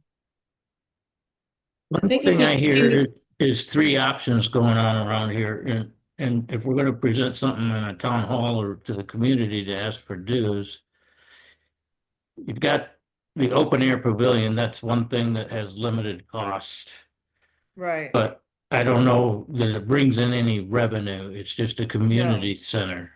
Right. You have Barn 8 that's gonna be very expensive, but without a sprinkler system, again, I'm not sure how much revenue it brings in. And then No, we're 'cause you talking can't- about Barn But- 6. But when we are doing these renovations to Barn 8, why can't we put a sprinkler system in? You could. We can, Yeah, very expensive. yeah. But It- So guess it'll what it's I'm cause you- saying? expensive any which way. but- Yeah. What does the community want? I mean, just as Kathy mentioned, if we redid Barn 6, do we really need anything more? And could we function in Barn 8 while Barn 6 is being constructed? So but then where are we gonna get the money to fix Barn 8? Are we gonna have to do another special assessment? You would. If Barn 6 is free and it's done, people should be happy. It's like, There's oh, we more- wanted this, we got it. It's paid for. So then if you want to do something, but my concern too is that it looks good. So if you've got this pole building down here and then you decide to do this cool Barn 8 something, how's that gonna look? I mean, I don't So there's- know. Part of it too is, from what I understand, is there's a little urgency issue of making a decision with Barn 6 because of the way that there's getting to be some, what is it, the water restrictions that if, Sure. so I think there's some urgency that you can't wait for next fall for the community to vote on what they want, for one thing. And that they're trying to figure out what to do with Barn 6 or not to do with Barn 6 because of the urgency of, I can't remember what it, but with the watershed. Probably setbacks. It's probably got setback limits in it. If It is about the setbacks. I don't know when Yes. they take effect. I just know that they're coming up, and so they're trying to figure out what to do with Barn 6. and if I it think falls that- over, you got Barn nothing. I think- 6, Barn 6, we can build on the same footprint. But I as Yeah, we it- have. if it falls Only if down, it's standing. We Only can if it's build, standing. you have 2 take years. down that Barn 6, we can build the exact same footprint.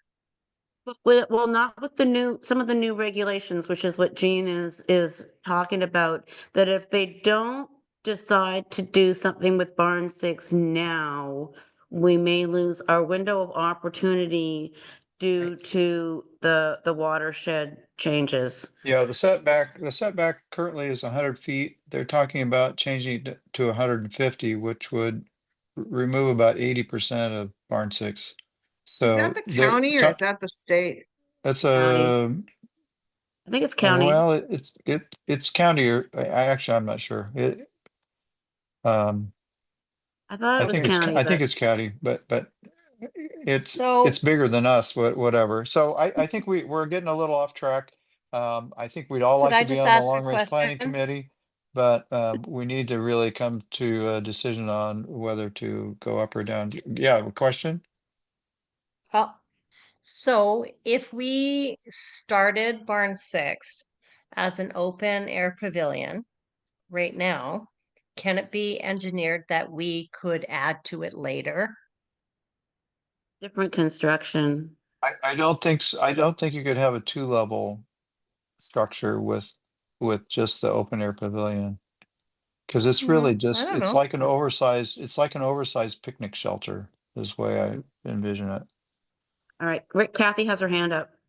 Oh, So yes, I guess I would like to see an architectural drawing with both barns, but barn 6, the open air pavilion, but maybe some cool roof lines that match, so they look like they both belong in the same place.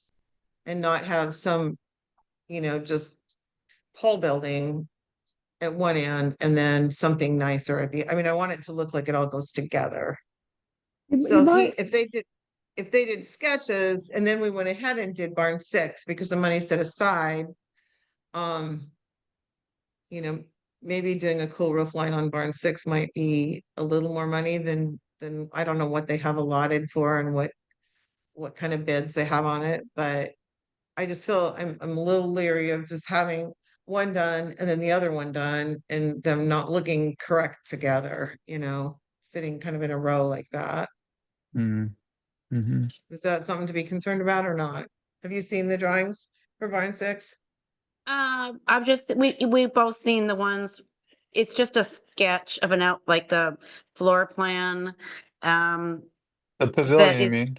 yeah, the open air pavilion. Yeah, yeah, If we did barn 6, if we did, and that's the community wanted, we don't Right. have to completely, because it was kind of interesting, Rick, when I was listening to your meeting the other day, that you don't necessarily have to renovate all of barn 8 either. You could eliminate the upper area, take the dance barn out and just renovate the rest of it, which the dance barn is like, the supports to support that upper floor. I mean, you might be able to just cut part of it off and just renovate a section of it and Bottom. remove part of that.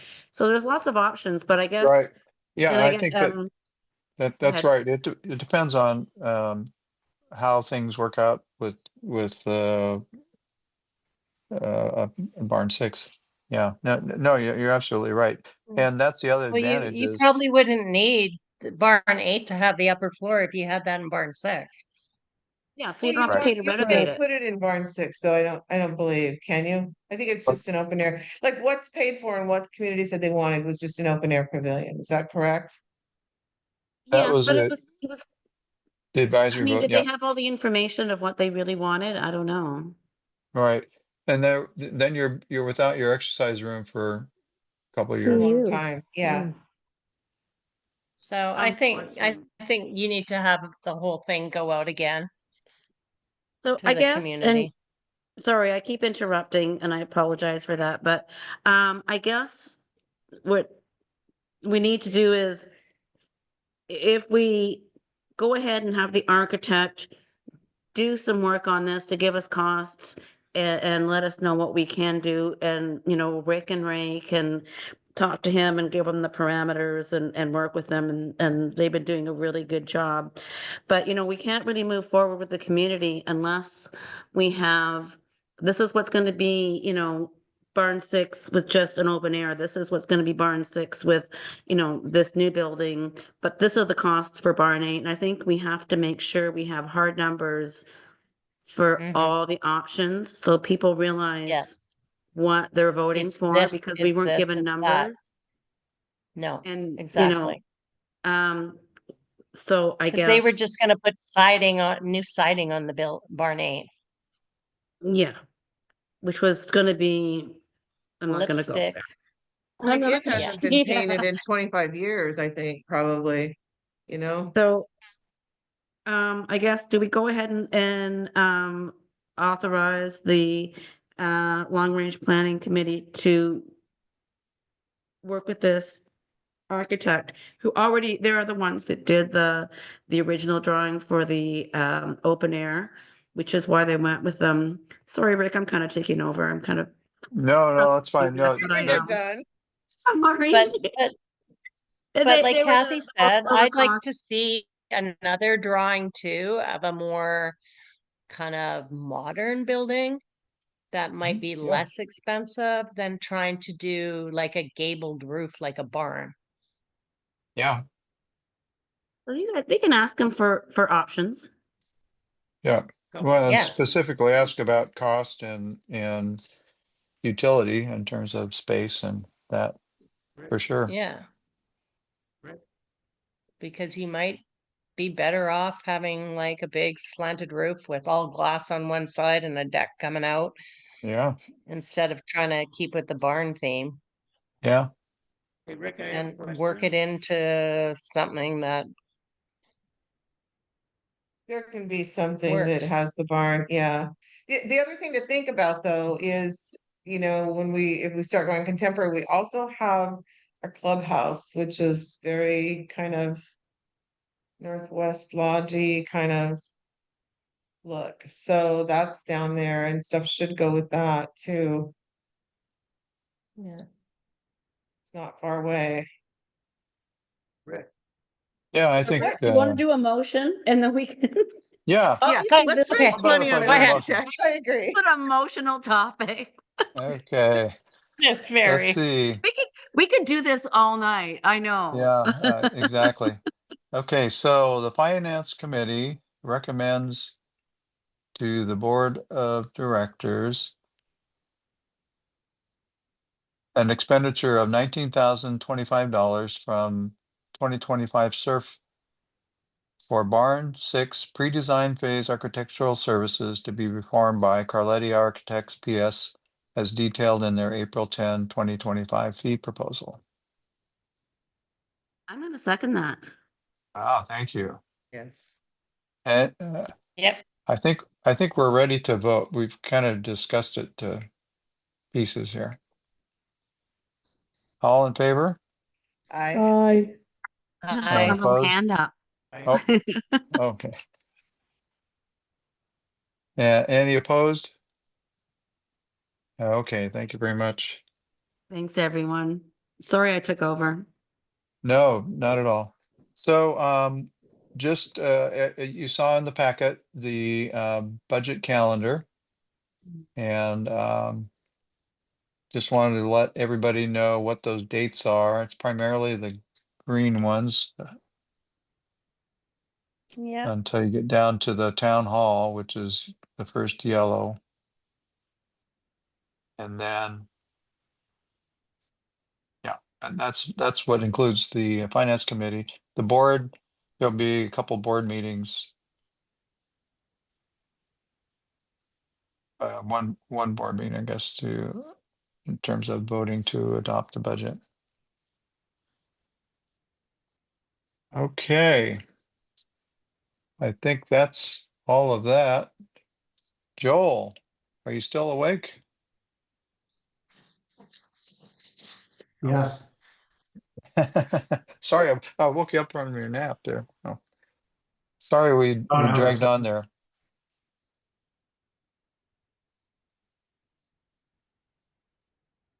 Let's see, so now we're down to the best part. The best part, the numbers. Yeah,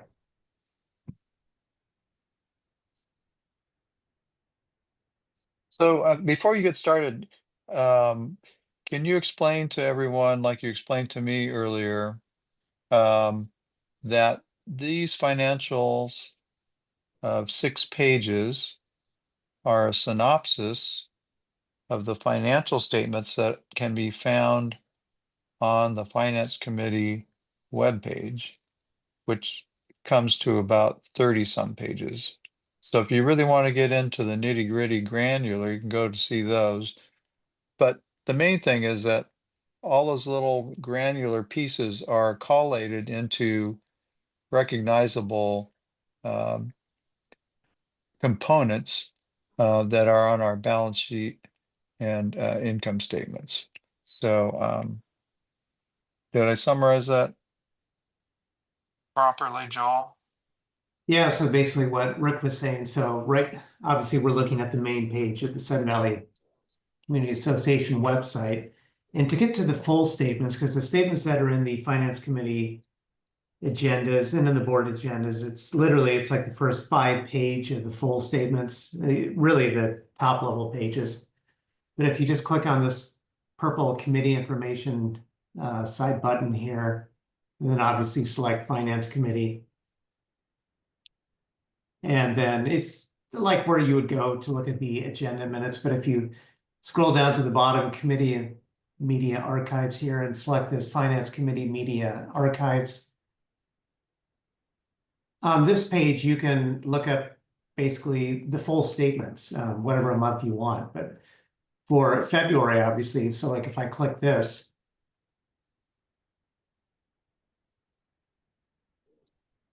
like I said, the first, obviously, it starts out with the balance sheet, and then, so like the first 5 pages, I'll come back to this in a second. These are the consolidated top level pages. And so it has those pages, and then it has this bottom page is showing all the vacant lots and so on and so forth. But everything in between this is basically all the departmental income statements. So I think I'll go ahead and I'm just going to switch to the PDF version here. Let's see.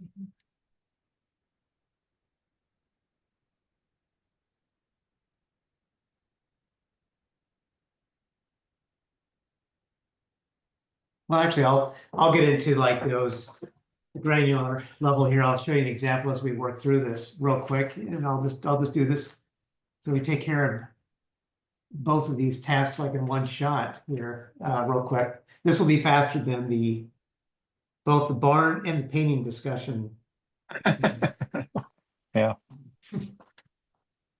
This will be the quickest item on here. But what you're looking at here is obviously the very first page, and this is the balance sheet. And there's year end. This is obviously more interesting for me to point out certain things like prepaid golf memberships. Well, you can see right here at the end, December 31, 2024, $112,307 of prepaid golf memberships that Kevin took in between October and December, like annual green fees, cart rentals, things like that. Then you'll see it became nothing here.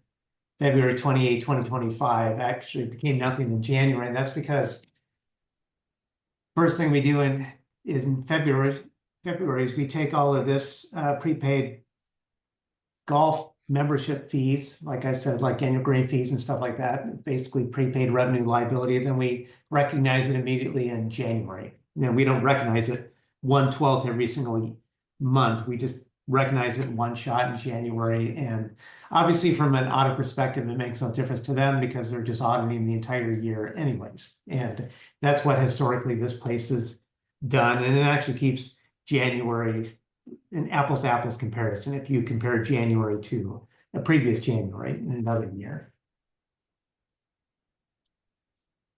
And then you can see like the surf loan down here, obviously the end of February, it's down to 1.49 million in a sense. But moving on to the most interesting page is the income statement summary page. And so what you're looking at here is you're looking at basically you can think of it kind of like the consolidated income statement for the association. All the departments are rolled up into this. You have like this operations column here. Obviously, this section is year to date, and this section is just current month. We'll just go ahead and focus on year to date right here. But you'll see like the operating section, the capital section, but this operating reserve section, this is the most interesting section because obviously the entire budget is, when we make the budget, like the last year when we did the 2025 budget, this is the column where this really plays out. You'll see it compared to, like better or worse, basically, like we'll look at, we'll just look at this. We'll look at dues right here. So basically the dues coming in 450,387. You can see that it's 94 point, that's the collection rate, 94.6% collection rate. Now, as I said last month, our collection rate we budgeted it for a 95% collection rate, which is, and as I pointed out last month, because we're a little below that, it doesn't matter. That's how we always start out the year. So the collection rate in January, it was 92.7%. Then you can see it now, it's already edged up to 94.6%. And I've already calculated the collection rate for March of 2025, and it's gone up from 94.6 to 95.8%. And that's the trend that it takes over the year. So we're already above where we budgeted, what we want to be at the end of the year. So, and I've said this before, for every 1% that we go over 95%. So like, for example, we come in at 96% at the end of 2025, and that means operations will get another 28,561, surf will get another 14,463, roads another 14,875, mailboxes another $266. Obviously, we can only go from 95 to 100% for this year. So if we did that, if we did come in at 100% collection rate, ops would take an additional close to 143,000. Surf would take an additional 72,315.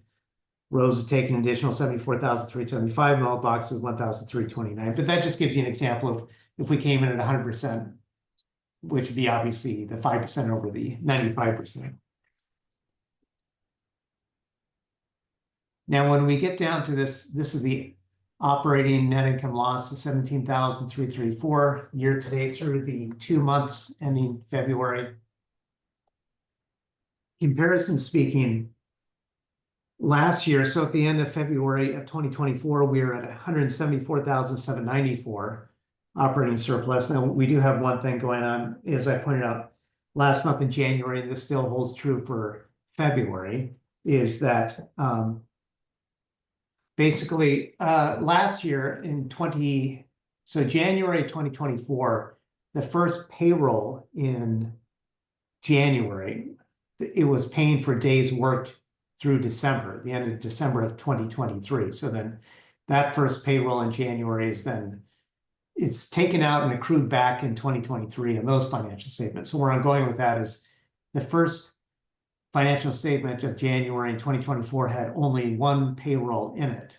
And then this year, January 2025, we had 2 months out of the year where we had 3 payrolls land. January is one of them in 2025. The next one will be August. So, so basically there's close to another full payroll in January 2025 showing than what was in January 2024. So they make them slightly not as comparable. Now, last year, the third payroll, the first month where the third payroll landed was March. So where I'm getting with that is when we do March financial statements, everything returns to apples year over year comparison. But so basically at the end of February, we have an additional $68,487 of payroll expenses in here than what we had in February 2024's financial statement. So if I adjust for that, basically this net income loss of 17,334 to try to adjust it to make it more comparable to last year, then it will go up to, see, it would go up to 85,821, which is obviously better than 17,334, so to speak. Like I said, since March has 3 payrolls in it, then we'll have the same number of payrolls, so to speak, at the end of March year to date than last year at the end of March. So then this all kind of smooths itself out. Then you can see we were worse than budget by 8,410. So we weren't like tremendously over budget. So that part is, now the budget obviously already takes into account the differences in these payrolls. So that doesn't have to be adjusted.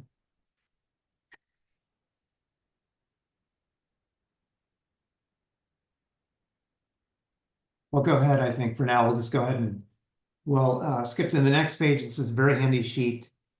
This table here, the reserve cash balance and activity table. And like I said before, we'll go ahead and focus on SURF here. It's showing all the major reserve funds, SURF, roads, mailboxes, UDR.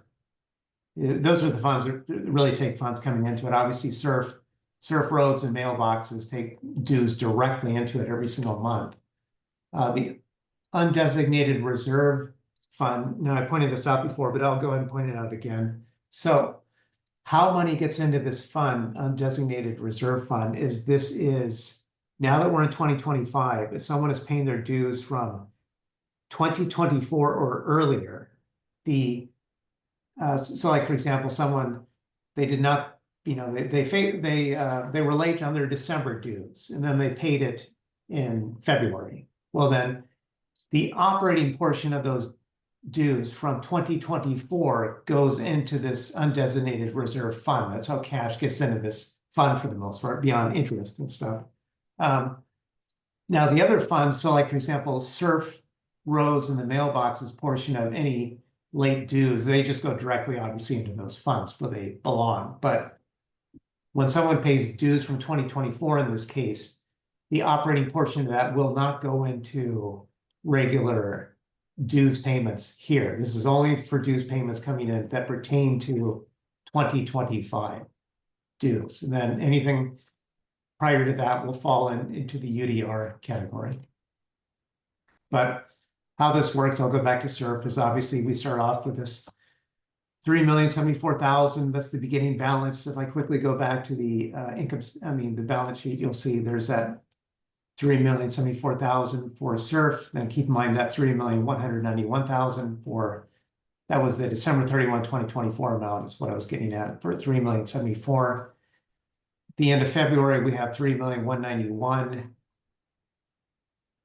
So there's 3,191,000 right here. And then you can see this, the items in between, like dues coming in, interest income, we have some sale of some minor asset here, $1,000. And these are all the checks written going out the door for projects and surf loan payments and so on and so forth. And then when we get down to this category, this is the 10-month outlook in this case. These are projections. This is the 2025 dues, what we could expect to come in at a 95% collection rate for the remaining 10 years or 10 months of the year. Another major category would be the surf loan payments, 10 more payments, obviously in 2025. And this is the big item, the obligated expenses holding category, this 994,765. Now I'm going to, good thing is we already kind of briefly talked about this when we talked about that motion to de-obligate. But there's the 994,765 from here. And so what you're looking at are all the projects that the board has approved. A lot of these are marked closed because I'll close these out for final accounting procedures for 2024 year end. But obviously anything that's closed out no longer has anything obligated. Here we go. Okay, here's a perfect example. Like fleet replacement, obviously 90,480 was approved by the board to be spent on these vehicle replacements, and 88,525 was spent. Obviously, it came in a little under budget, but then when it's closed out, nothing is left outstanding to be obligated. Now, if we look at a line item like golf course fairway top dresser, here's easy one to look at. Board approved this in February last month. 50,592 is the board approved amount. Nothing has been spent yet. No check's been written on it yet. So the amount obligated is still 50,592. That amount and all those other amounts make up that 994,765, which then is subtracted away from available cash. It's just looking ahead, but all of this money is already spoken for, 994,765. So we'll subtract it away from this balance, from this balance up here, along with those other items. And then the board recommended carryover balance. This is just the amount that the board would not like to drop below. They don't want to drop below 600,000 in this SURF account. So this means at the end of 2025, at this point, if no other projects were approved at this point, we would expect to have about $2.5 million in the account. This is $2,480,396. And it's the exact same drill with roads at 512,000 132 here, obligated. I'll just quickly go back here. There is the 512,132 of all the projects that are still open, to be clear, where checks could be, like spent, where we expect more invoices to come in for these open projects. And before I turn away from this, we have one more page of the UDR amount, because the board has to approve additional spending coming out of UDR. So these are all the UDR projects open. There's only 18,379 that could be spent out of this. And then if we go back to here, there's the 18,379 obligated amount from UDR, but you can tell. So in terms of SURF, like I said, 2,480,000 from year over year in terms of at the end of February 2024. So it was 2.19 million. So it's up from last year over year. Roads 2.245 million here. Last year was 1.61 million. So that's up. Board density reduction 87,913. Last year's 87,224. The big thing with this is really just interest coming in here. Mailboxes, obviously dues comes into this. So last year it was 150,841. Now it's at the 177,828 because we don't have any spending out of here. The board has not approved any spending out of UDR. I mean, out of mailboxes at this point. And obviously we have a separate reserve study for mailboxes. Then we have emergency operations, 364,032. Last year was 362,520. Really the only real item coming in here is interest. And then UDR, this is really probably the most important column in the operating reserve fund, 350,454. Last year was real close, 349,685. And this is the amount right here that the board, will draw on to supplement operations like hazardous trees or GM searches and so on and so forth.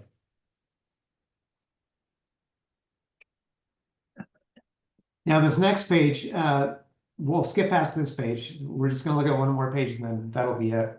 This is just showing you the current month of February. Well, we'll go to this page, the exact same page, but it's showing you year to date.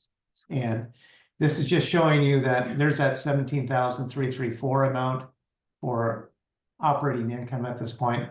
And this is just showing you how these departments, individual departments, contributed to coming up with that number.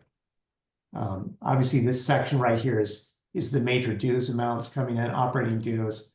But then these are all the different departments, their net income loss. Obviously, most of these departments will be losses because they're not really revenue centers, with the exception of golf and marina. So I'll go ahead and hit on golf. So we can see the actual revenue for golf from the end of February, 208,531. At the end of February 2024, so year over year, it was 223,991. So golf revenue is down about 15,460. Obviously, they had, we had some pretty harsh weather in February this last year, like with the cold and the snow, and that I'm sure impacted their revenue over there in terms of rounds of golf.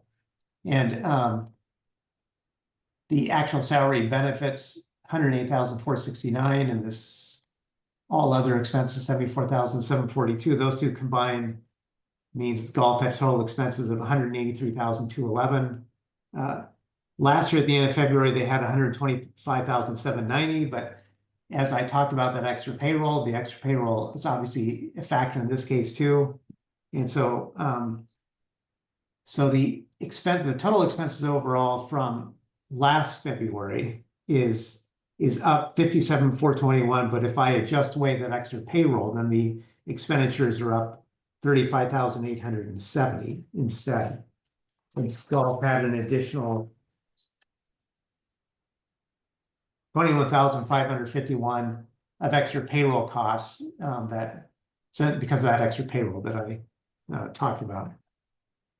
So their net income here is 25,320. Now, if I adjusted for that extra payroll, then their net income would be 46,871 to make it more comparable, versus last year it was 98,201. So with weather and additional expenses, obviously golf is down from year over year.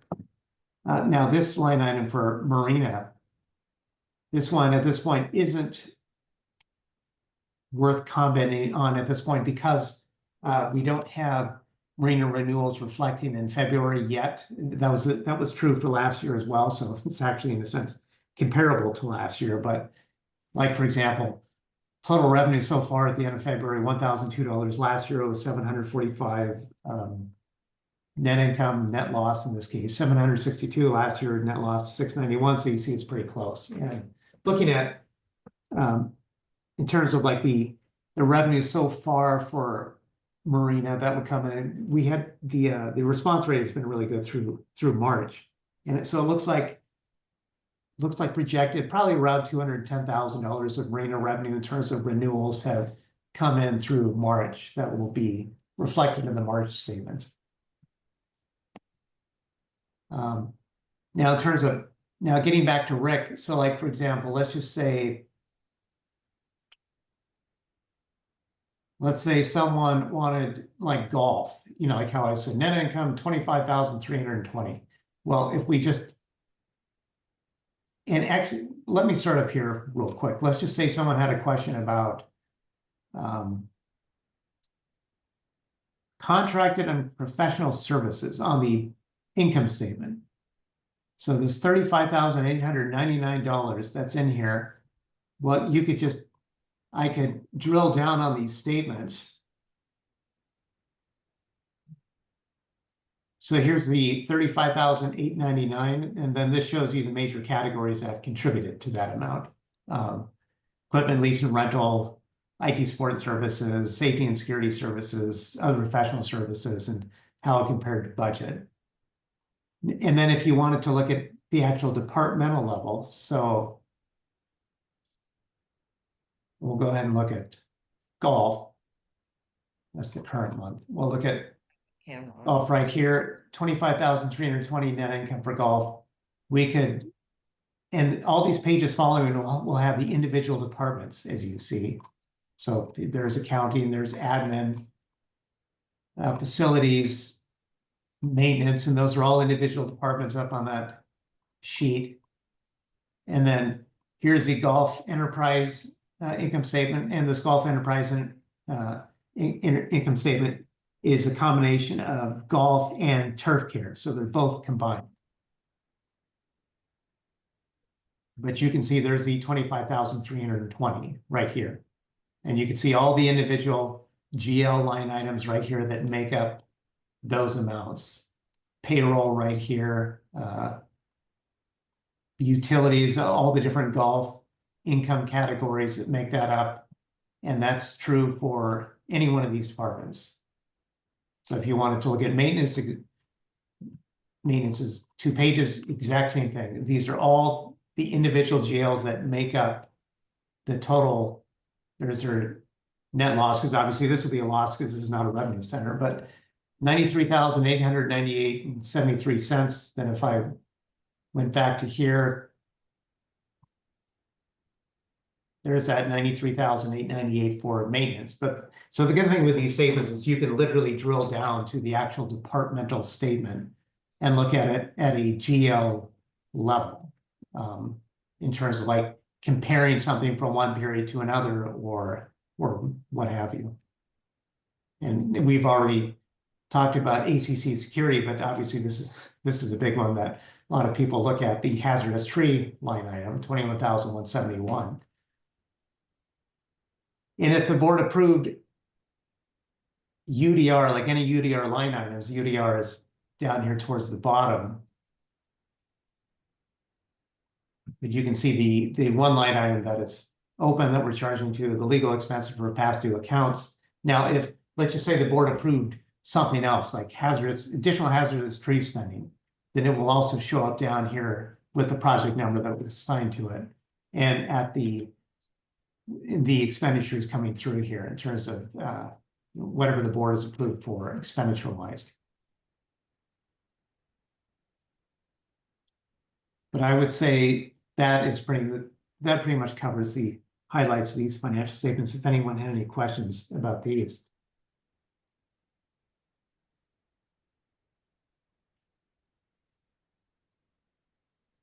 So Joel, the only question I just want to clarify is the UDR, the only money that comes into UDR is from past years' dues that don't get paid in that year. Is that correct? Yes, in terms of income, is going to be past collections on operating, just the operating section of dues and interest income on UDR type accounts as well. Okay. Okay. I just want to make sure I understood that right. Okay, great. Thank you. Yeah.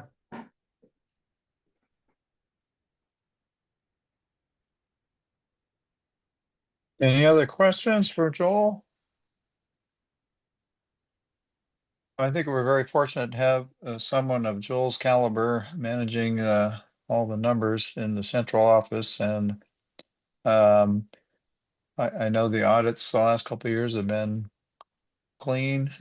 He really is pays a lot of attention to detail, and appreciate all the insight that he can share with us as we go through the year. So thank you, Joel. Sure. Yeah. Thank you. All right. So anything else for the good of the order? Just have one question. Yeah. And it's just because the shoreline came up. Seven Valley owns a chunk of land over where the airport strip was. Is that not correct? Do they still own that? That's true. Yep, the old airstrip is still ours. Yep. Is that affected? Is that close enough to the shoreline to be affected by this new setback? No, I don't believe so. Okay, that's all I wanted to make sure. Yeah, I think they're talking about, well, actually the setback for the barns is in relation to Austin Creek. Right, So but I'm it would not, probably, oh, I it'd don't probably be the know same at if the there's lakes, wouldn't it? that's what I was going to say. I don't know if there's a differentiation between moving water and lake water. That's a good Okay. question. I don't know the answer to it. Because certainly wouldn't want to lose value there if it was close. Right. Yeah. Question. Okay, well, thank you everyone for your thoughtful comments and questions and suggestions. I've got a full plate to take to the board next week. But I think we got some great ideas to take forward. So I think at this point, I'm going to adjourn the meeting at 8:49. So thank you very much. Thanks, And everyone. we'll